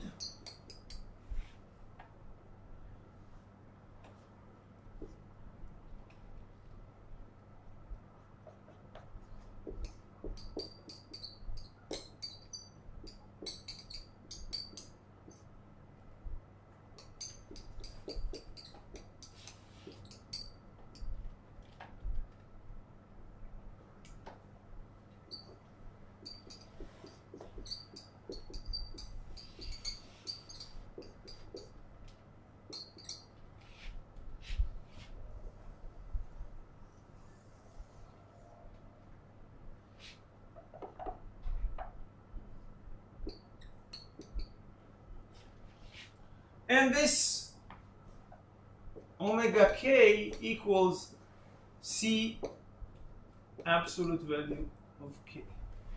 We know this. This is the solution that we know.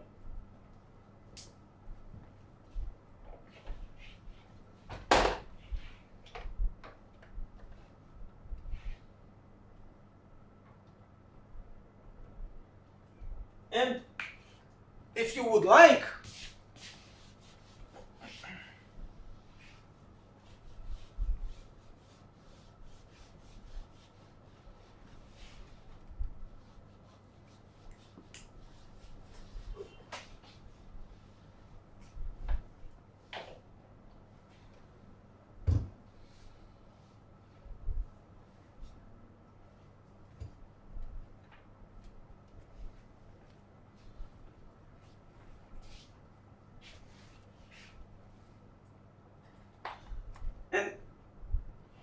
if you would like, we can, you know, I can be a little bit slower in doing this, and to write, instead of writing those immediately, I can write it like that.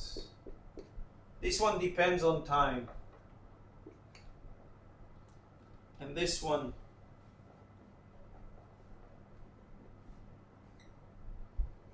let's say that these functions, they depend on time. Why?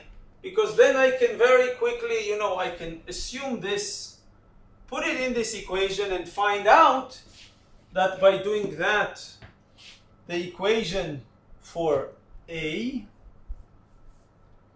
we find that d bar d squared to dt squared of A k lambda equals what?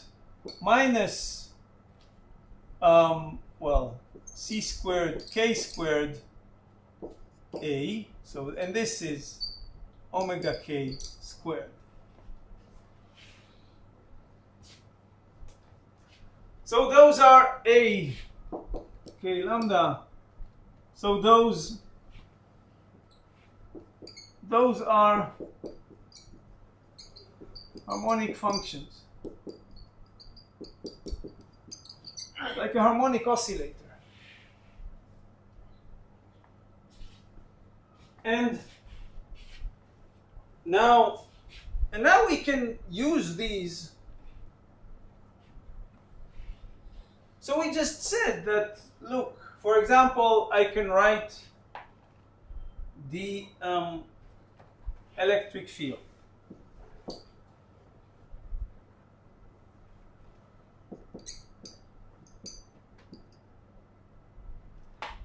Now I'm going to say this is minus dA to dt. This has to do with, but that's easy to do that. That is in general. So this is, okay, so we have the same, this initial sum.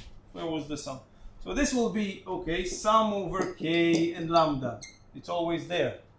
And then what?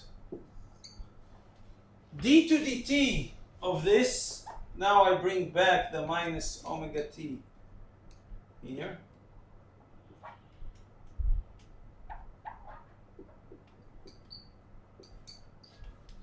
So this is what? Okay, so I'll have this E,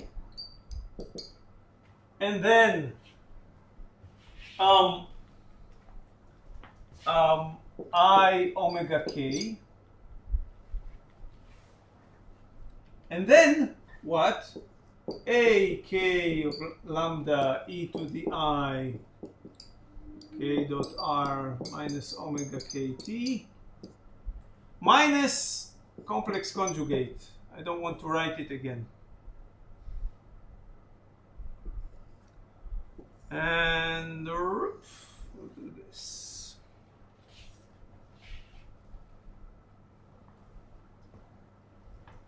And if I want to talk about the magnetic field at mode k and lambda, well, that is curl of A k and lambda. Sorry, no, not it. That's curl of A.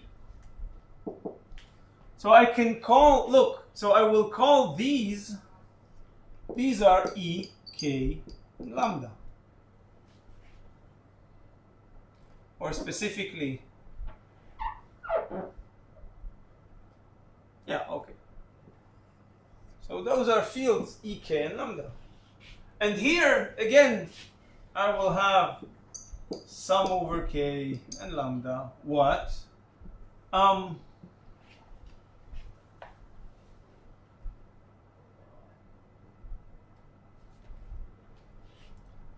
When you go with the curl inside, you get K out, right?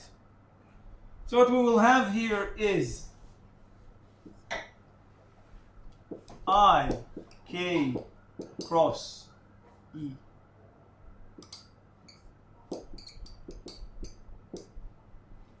Times what? times the same thing times A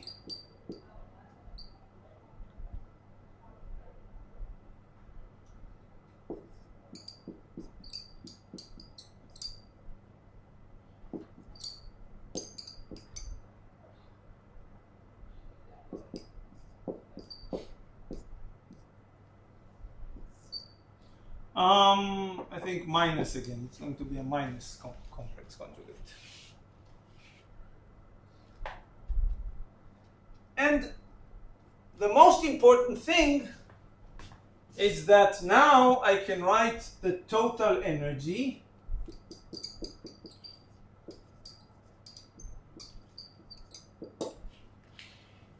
and this,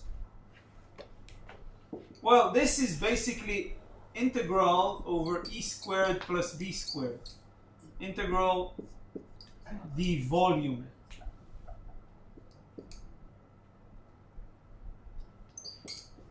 Over the volume. And we can, and you can see that, well, what is convenient is the fact that if you take E, so this is not E k lambda, this is just E itself.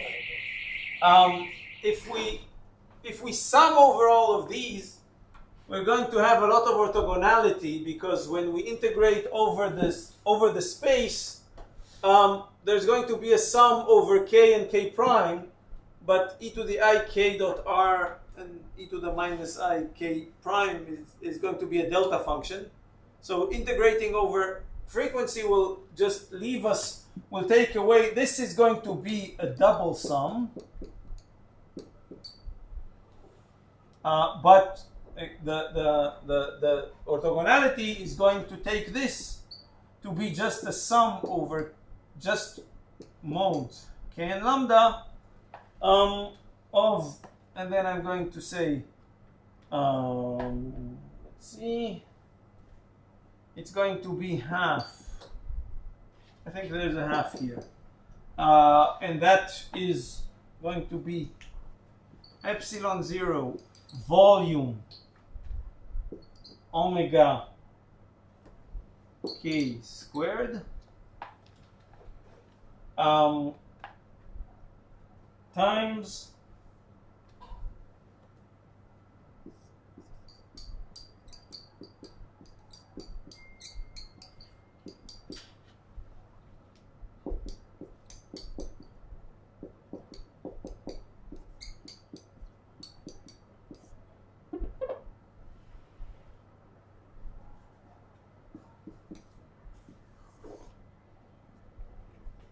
now, okay.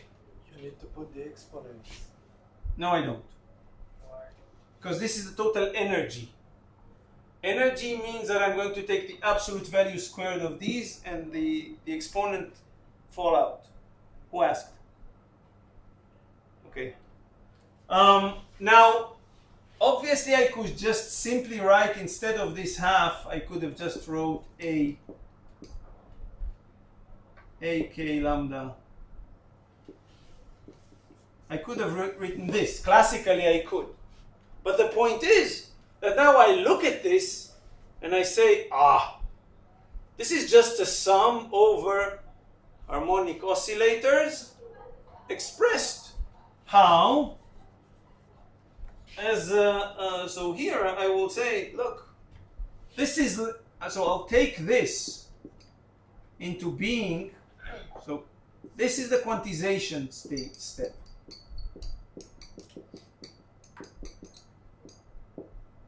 So this is the quantization ansatz. Take this. This is a sum of harmonic oscillators. We know that. And this guy is therefore a k lambda dagger plus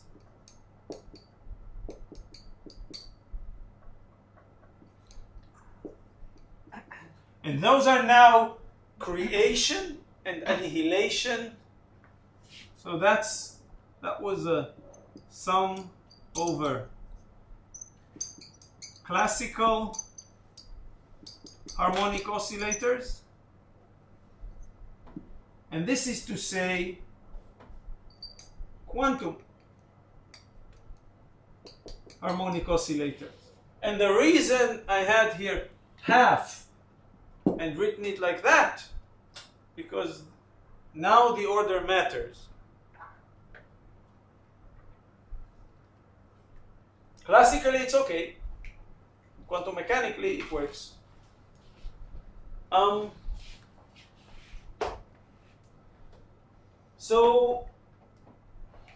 now I'm going to say that the Hamiltonian of the electromagnetic field is this half sum over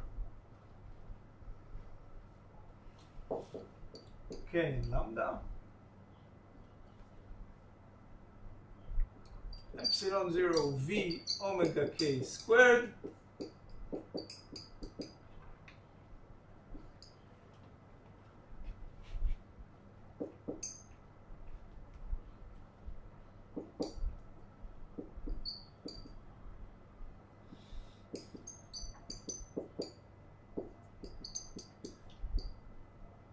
So now I have the quantum electromagnetic field, and I express E, the E operator, the field, the quantum operator of this as being A times e to the I omega t, something of the form plus A dagger e to the minus I omega t. And the same goes for, there's something here, of course, and the same goes for B.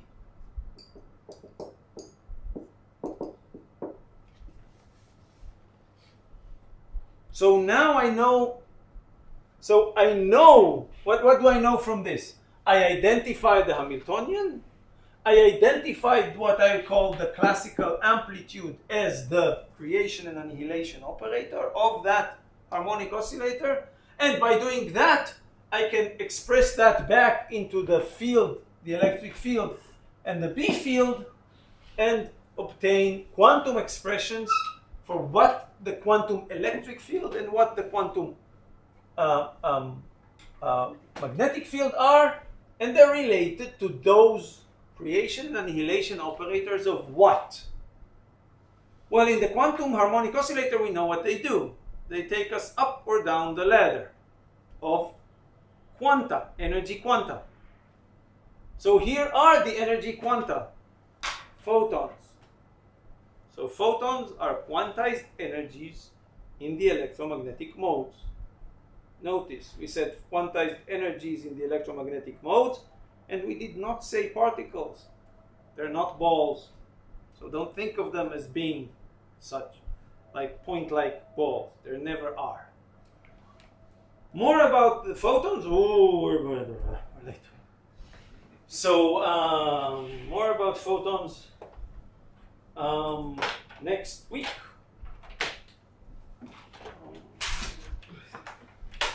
Now I am worried that you're not asking questions. There are two options. One, I'm saying things that you all know perfectly. The other way. And then you should tell me that this is the case, and I'll talk about something else. Or you completely don't understand, and that is worrying also. That's even more worrying. So, so please ask things that you don't understand. The omega in the formula for the electric and the magnetic fields Yes. are omega k's or just omega? Like, Oh, sure. Here, no, I was quick here. So of course, what really A is actually a sum over all modes, and in each mode there are terms like that. Yes. Okay. It's like omega and k index. You're right. You're definitely right. So this is what I wrote here is being a little bit too quick. So if I wanted to do it right, I would write here a sum over k and lambda. And here there will be this E, because this needs to be some, it has a polarization. And here I should also include the k dot r if I want to ask in different locations. But let's assume now that I'm looking at a single mode at a single location in space. So I take r to be 0, and I'm looking at only one mode, so I don't have to worry about mentioning that this omega is omega k. But conceptually, you're right that the actual, we'll do that next time in more slowly with a more proper way. But you're right that there's this, it's there all the time. So if I want to talk about the electric field operator at the general point in space and time, it is this. And you can see that, and sometimes it is A plus a dagger, then it becomes X. And sometimes it is A minus a dagger with an I, so then it becomes P. So the electric field of a specific mode changes as a function of time and space from X to P and back. That means that the field is not commutative with itself at different times or at different locations. This is like the coherence of the field? No, it just, classically we think of the field as just being a function. And now I tell you, well, yes, but this is an operator, and if you know its value at some point in space-time, that means that for sure you will not know its value quarter of a wavelength later. If it's not commutative with itself at different locations, what does it say about the Henry Brown and Twist experiment? If you take there's no problem between that and the Henry Brown and Twist experiment, because the Henry Brown and Twist experiment. Oh, so Henry Brown and Twist did that with the classical, the closest to classical light they could have. That's a coherent, so those are coherent states. And okay, we'll discuss the Henry Brown and Twist experiment further. But let's say that I can get, you're right that I cannot know exactly, but I can know on average, right? So I can make a minimum uncertainty situation where I almost know everywhere. Okay? I have, the field is basically this oscillating function with some uncertainty on amplitude and phase, or on position and moment. So we'll discuss coherent states and how they look next time. So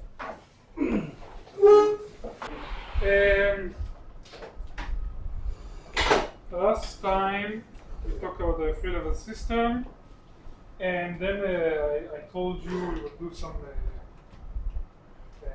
tutorial about decoherence, but the tutorial is up on the website, but we're not going to do it because of time. Even with our extra tutorial, we don't have time for it.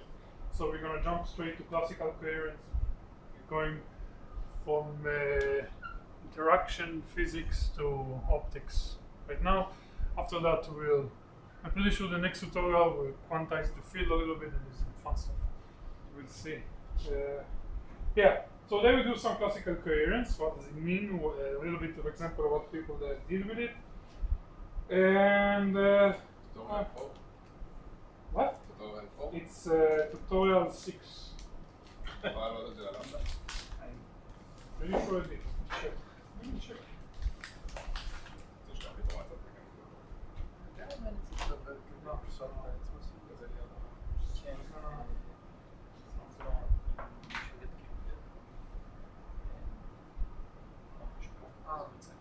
And we have all the time in the world. If I'm not done, you're not free, so I don't care about wasting your time a little bit.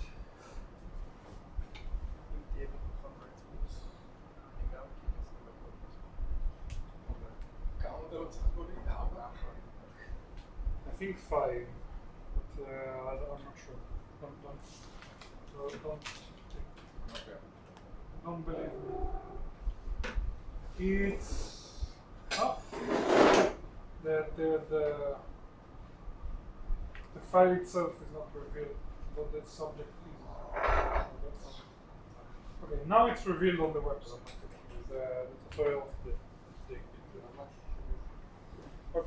So,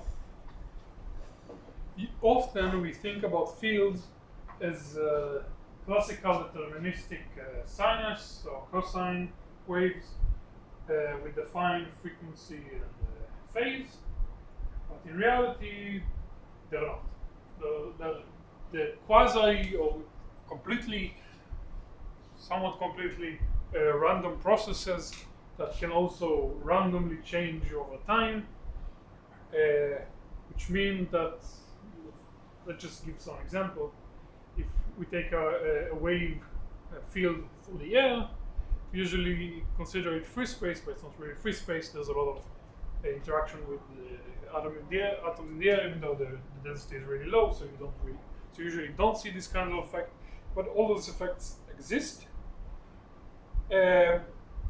which means that we don't only have to talk about stuff like interference of waves, multiplication of wave, but it inserts another subject which is called coherence, which is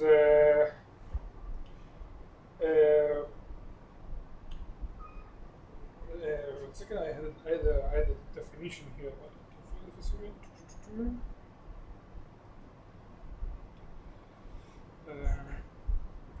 Which is the capacity of to exhibit interference and its dependence on noise.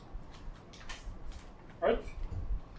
We usually think of a field in time or something like this. But if you actually have a camera, some special camera that can find the field, not the intensity, when you look at the field, you'll see stuff like a lot of dots around the average. And furthermore, in certain cases, you might even see these dots diverge with time. So there are very many different types of coherence. In this course, we're only going to talk about first order coherence and second order coherence. So let's start with first order coherence. And before I define it, I'll show you the simplest example where we see it in the Mach-Zehnder interferometer. Let's say a beam splitter, two mirrors.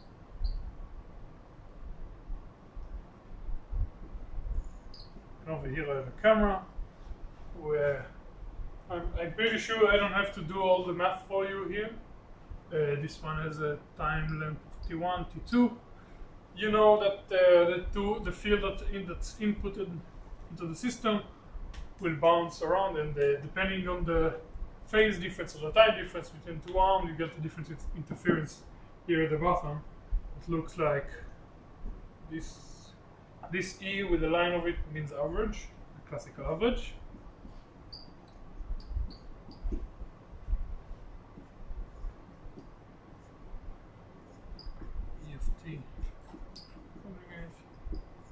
T equal. Now, if our field is stationary in time, which means that there's no changes over overall time, this will also be equal to 1/2 the average of the field 0 plus average of the field absolute value squared. Value squared plus the real part of the average of E0 tau. Right? So this is not something groundbreaking. I'm pretty sure you saw it. But of course, tau over here is the time difference between the two arms. Okay. As long as the two paths over here are equal in short, you'll see maximum power if they have a half repetition length difference between them. It's a destructive interference, if you knew, but this does not work forever. As I said, the field has a little bit of randomness in its evolution, And if we'll take the two arms to be very far away, you can try it in a simple experiment in the lab, you'll see that eventually you won't see any fringes. You'll see constant interference if you take the two length to be too long. The length of time where this sort of special interaction happen called TC. Of course, this TC, defining it on such an arbitrary system is meaningless because it can have wide variety of sources of why it's happening. For example, you can have some interaction that may give you a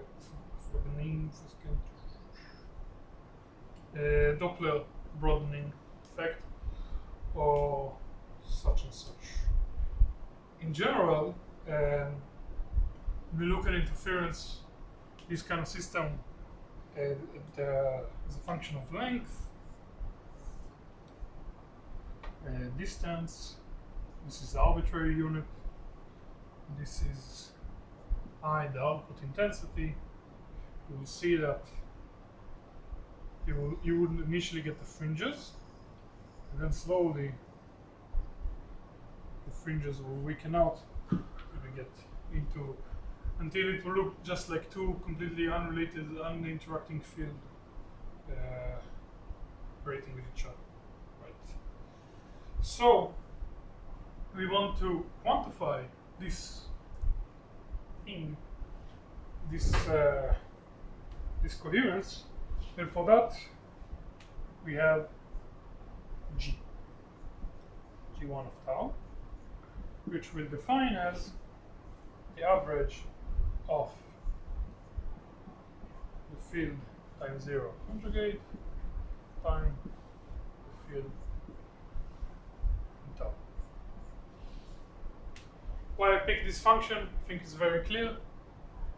These two parts are basically constant, and essentially if this field is stationary and it's this kind of configuration, then they're even equal to one another, and our real interference will be in this part, in the part where the two arms multiply each other when we take intensity. So this is capital G, and it's also very useful to normalize it. Small g is equal to capital G, 1 tau divided by the average of intensity in K equals 0.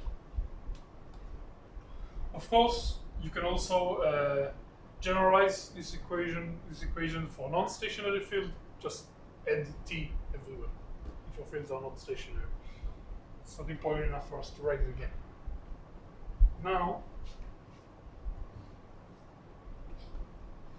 Now we see that we can rewrite our initial equation here with the G element in it.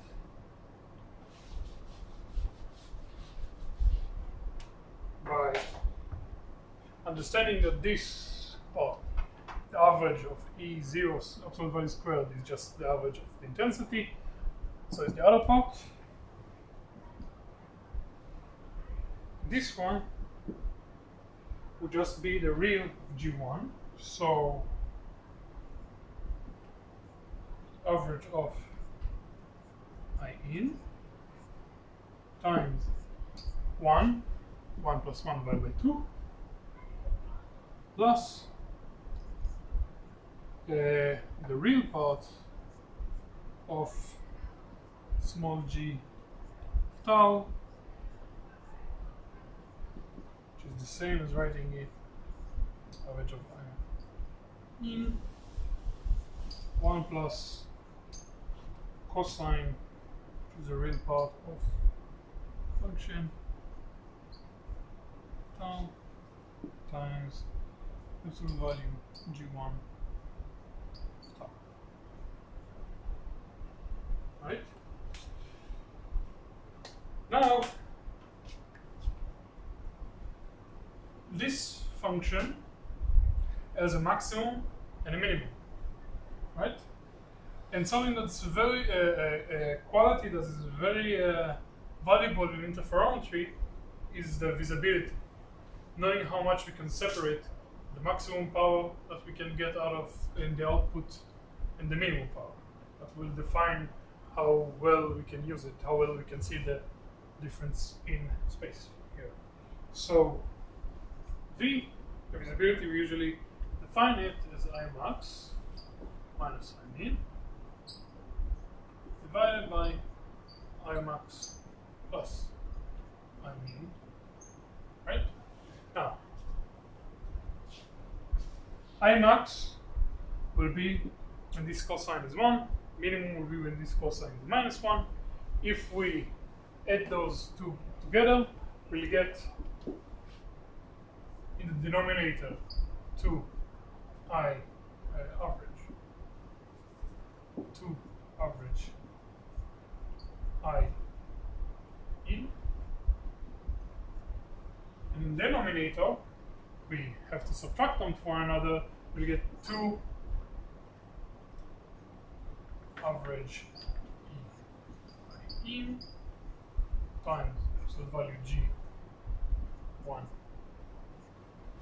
F tau, or just G1 F tau. So the coherence, in fact, dictates how powerful our interferometer is, essentially. And it's a very, very useful connection when we talk about interferometry. And we'll see it again, another cool thing that we can do with G1 at the end of the tutorial. And before we do another example, there's another cool interaction with G1, which is S omega, which is the Wiener-Khinchin theorem. It relates G1 to the power spectral density, basically the density over pi, so infinity to infinity, G1 tau, if the I omega tau, basically just a transform Fourier. So if you have some complex, but not too complex, because everything has a limit. If you have some complex field entering the interferometry, you can just try to find your G1 of tau and extract your spectral power density, the field itself. The last thing I said before we go to some property and example is that in the following, I'm not sure if the next or the one after that, the tutorial after that, we'll see that the first order coherence has also a meaning in quantum mechanics, in quantum representation of light. Here, the G1 means coherence in field, in amplitude or in field, and in the quantum optics, we'll see that it represents the interference of a photon with itself. And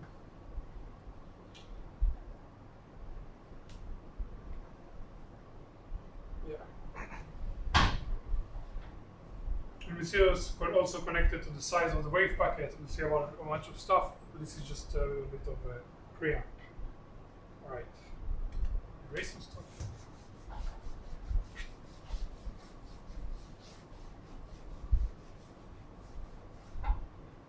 And let me keep this one for a second. So what can we say about G1? First of all, if you look at the definition of capital G, and we take tau equal to 0, this here will become just the intensity. Intensity times intensity is 1. So G1 0 equal to 1. Additionally, if you look again, there's multiple way of proving it, but I think this is the simplest part. If you look again in this relation, the spectral power density is a real function. It's the Fourier transform of G1. So inversely, G1 is also the Fourier transform of the the spectral density power function. And since it's a Fourier transform for a real function, if G1 is stationary, G1 tau will be equal G minus tau conjugate 1. Two different properties. So let's try to do a simple example.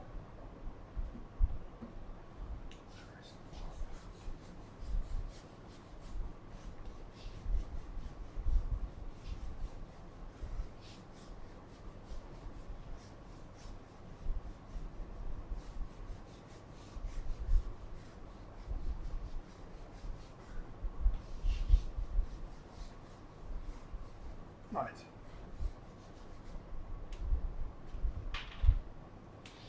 So first example is pretty simple.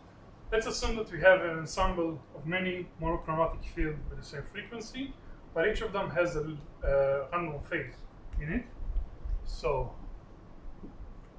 E of t equal sum j equal 1 over n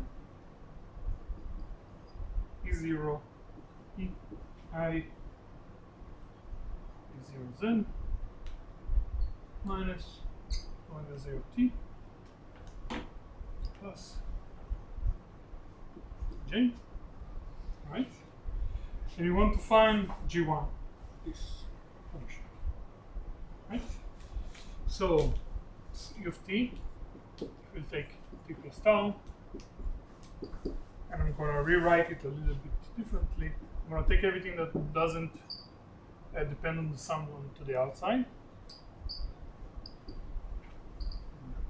T minus I tau E I j and G1 tau will be equal to multiplication average over the multiplication of both of them. So we have E0 conjugate e to the minus I k0 z minus omega 0 tau sum over j e to the minus I to j times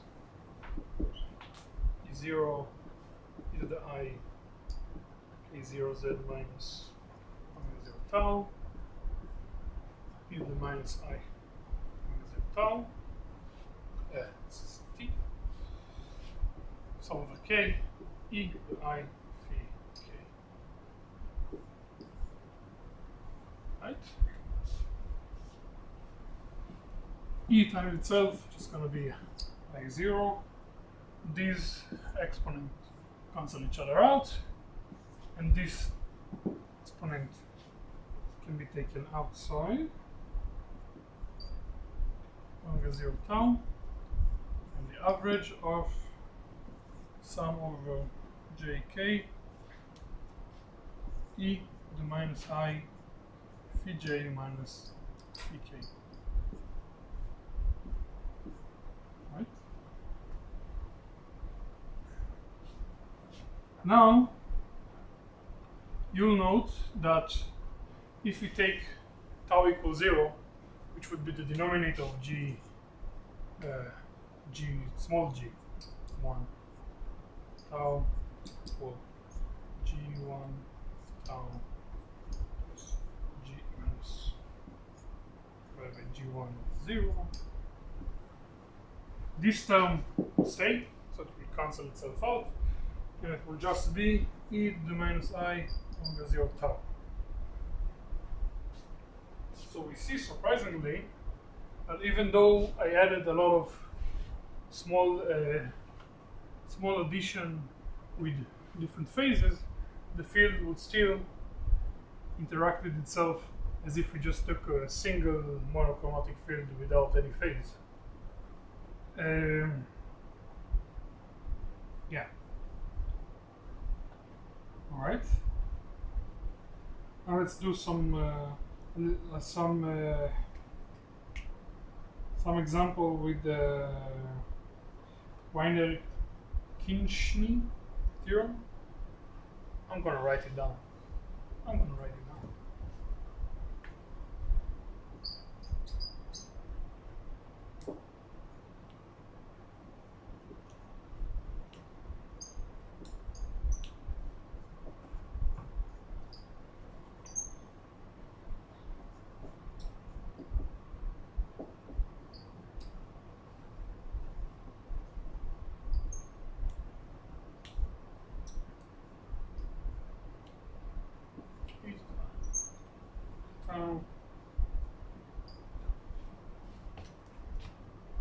How do you say this? Anyone know? How do you say this thing? Cool. I don't know either. So, yeah, of course, I'm gonna. There's two examples in the notebook. I'm just gonna do one because I think we can all understand that this is just a Fourier transform. There's nothing crazy going on here. So I'm just going to do one for the sake of it. So let's say we have a monochromatic field. We have a field with a Doppler broadening effect in it that is time dependent. So, and we're given G1 of tau is equal to e to the minus I omega 0 tau e to the minus 1 divided by 2 square tau square. We want to find the spectral power density function. So omega equals Fourier transform of e to the minus I omega 0 tau e to the minus 1 over half squared tau squared, right? If you see Fourier transform like this, always look for this for the simple exponential term, because this will just be a phase shift in the frequency. So this will be equal to the Fourier transform of e to the minus 1 over 2 delta squared tau squared in the position omega minus omega 0. Right? This is a Gaussian function. We know the Fourier transform of a Gaussian function. And overall, we get 1 over square root of 2 pi delta squared e to the minus omega 0 squared divided by 2 delta squared. Okay, so it's nothing revolutionary yet. Any questions? Good. Right. So now we talked about What is the delta representing? the delta. Here is sort of a vague constant, but we see when we take the Fourier transform, we see that it's the it's the width of the spectrum, the Doppler broadened field. The Doppler model, like parameter for the Doppler model for this specific frequency, or for this specific? The question this doesn't really involve this equation, but essentially what happens, what I assume this question meant to represent, is that we have some field that starts at omega 0, and then it might enter some dispersive material, and this dispersive material sort of stretch the one frequency into a Gaussian shape. There's a lot of different interaction on material you can do it. It's like a material constant. It depends on what's index the of source of diffraction. your broadening is. So I can't really tell you because the question just gave me this equation. But again, there's a lot of different material. For example, nonlinear fibers. People usually do it in nonlinear fibers. I forgot his name for a second. In engineering. Why can I not remember his name? I took like 2 courses with him. He's a great teacher. I forgot his name. Someone over there is doing temporal lenses with the fiber. Moti Friedman. Thank you. I suck at names. Yeah, Moti Friedman actually uses this kind of interaction. It's a few more steps, but this kind of interaction with non-linear fibers to do time lenses. Basically, try to look closer at the ultra fast processors and stuff like that. So yeah.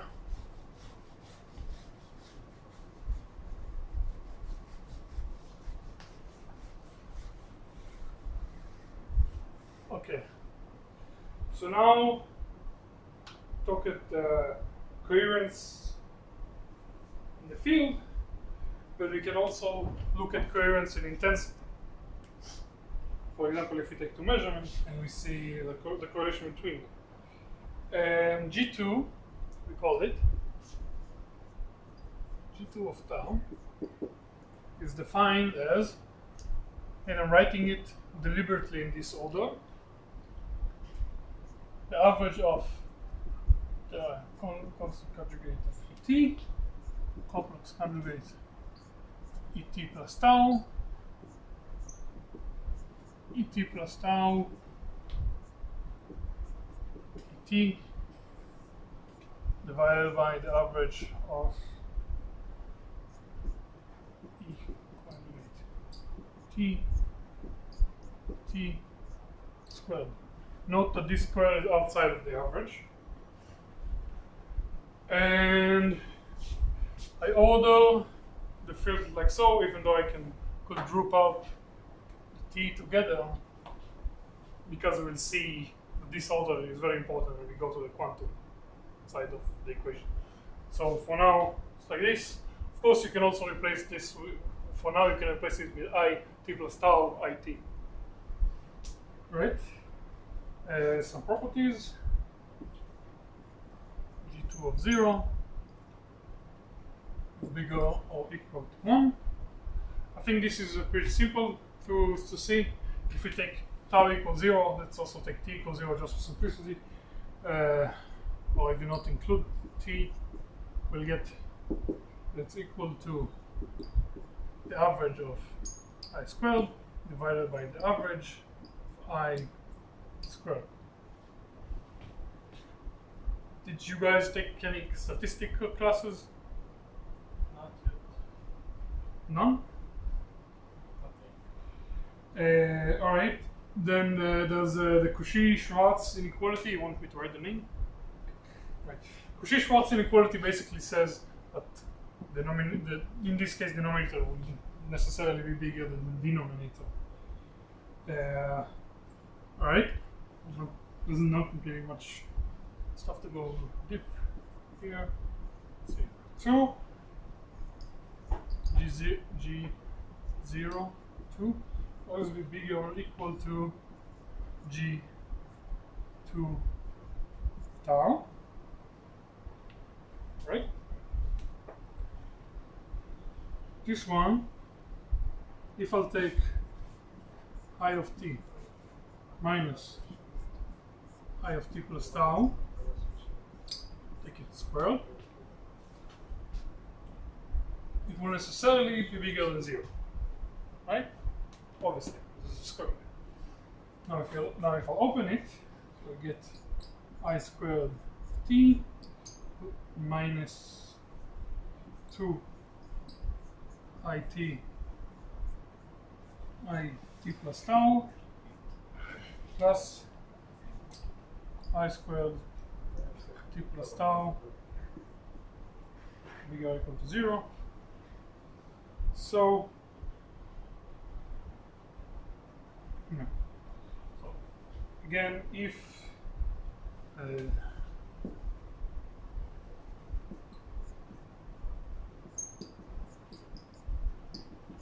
it's stationary, I want to say that.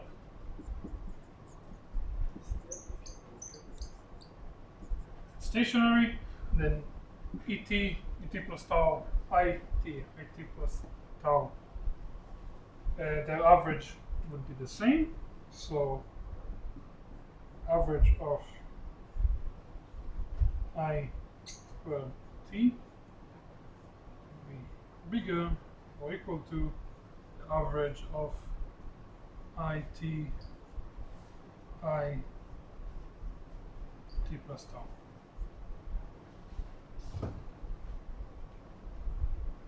Okay. Now the third one. I'll take this part of the board again. Why are there so many shells here? What the heck? There are 2 shells here.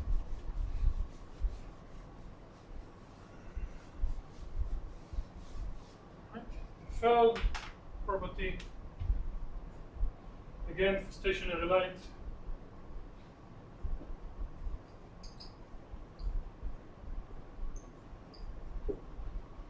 Light G2 tau equal to 1 plus the average of delta IT delta IT plus tau divided by the average of I t squared, where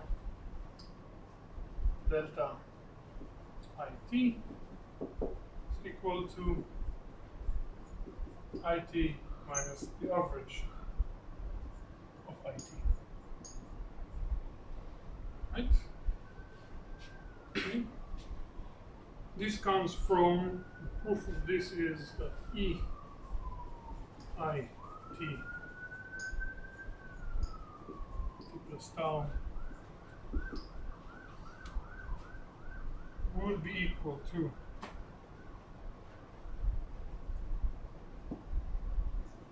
average of delta IT delta IT plus tau. Now let's get everything plus the average of IT times the average of I t tau plus the average of delta t times the average I t plus tau plus IT E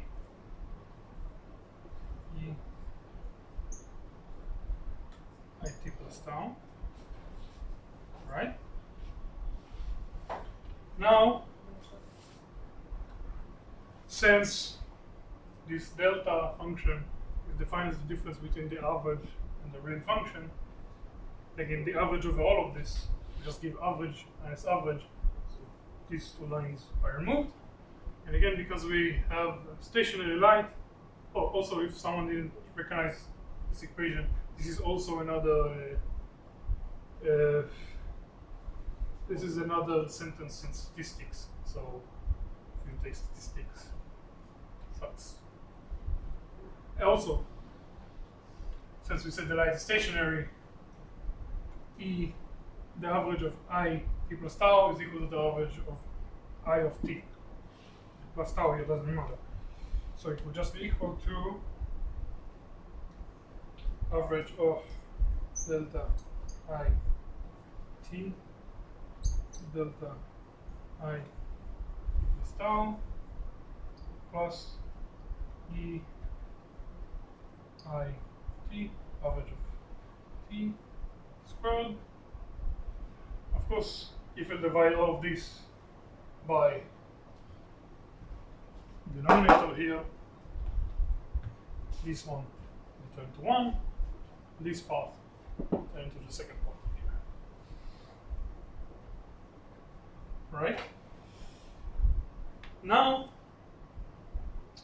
yes, let's see what we have left. Okay, so now we'll do an example, then we'll go on a break, because this time we do have a little time for a break, so why not?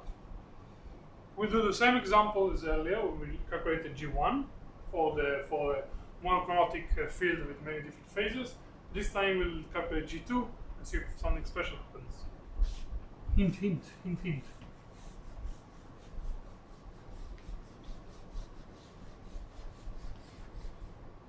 Right?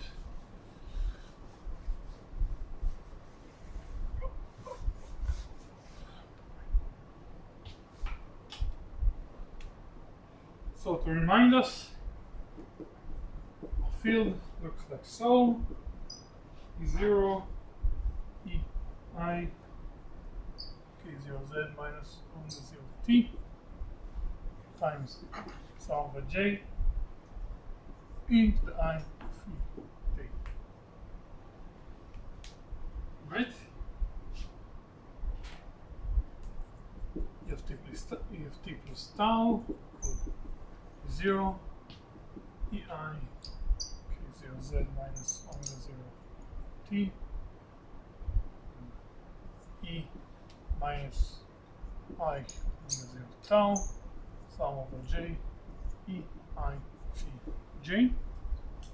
Okay. Now I would like to calculate ET plus tau, and from that I also going to take the conjugate very quickly. So then multiplying both of them is 0 squared e to 2I K0 Z minus omega 0 T e to the minus I omega 0 tau sum over J K of E I phi J plus T. Okay. Okay.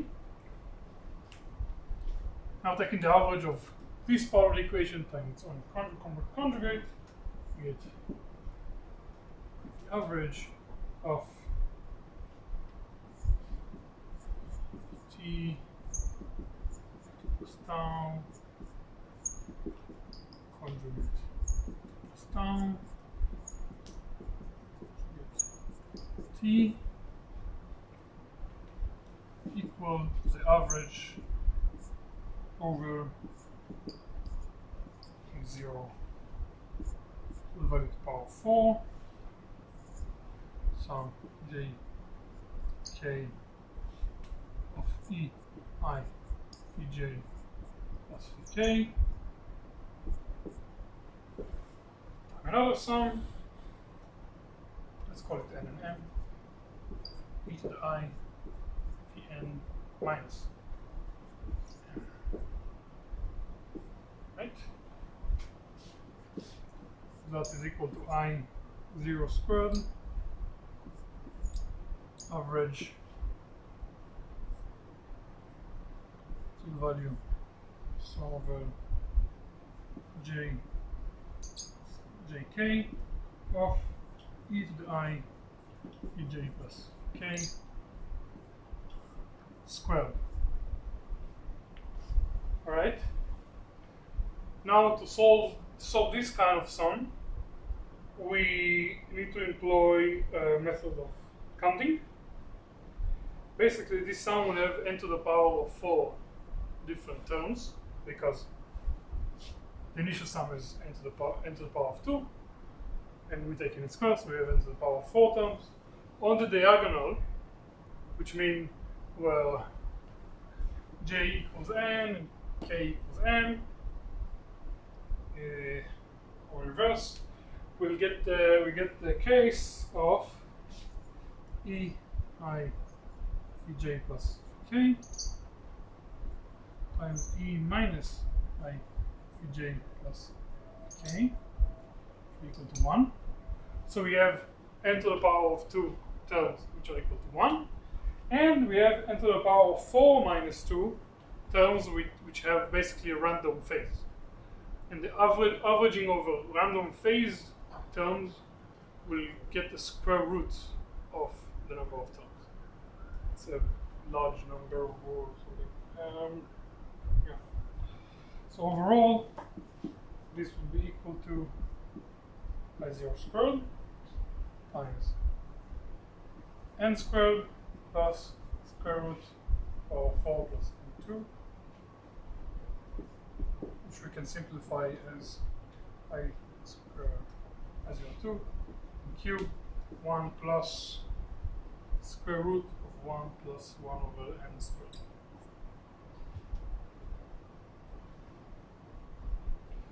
And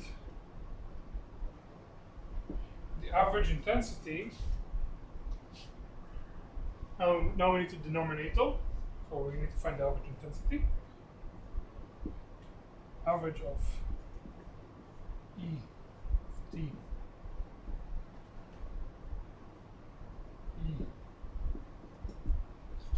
T equal to 0 average over sum j is k or E I Cj minus k. Doing the same trick we did here, we'll simply get that's equal to I0 times n plus square root of n. Overall, G2 tau will be equal to 1 plus square root of 1 minus 1 divided by n squared divided by 1 plus 1 divided by square root of n.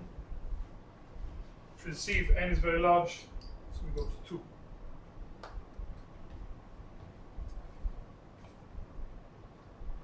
We see also that for monochromatic light, G2 will be constant n bigger than 1. Alright, yeah. Let's take a break, like 10-minute break. Then we'll do one example and we'll see if we do the second. 10-minute break.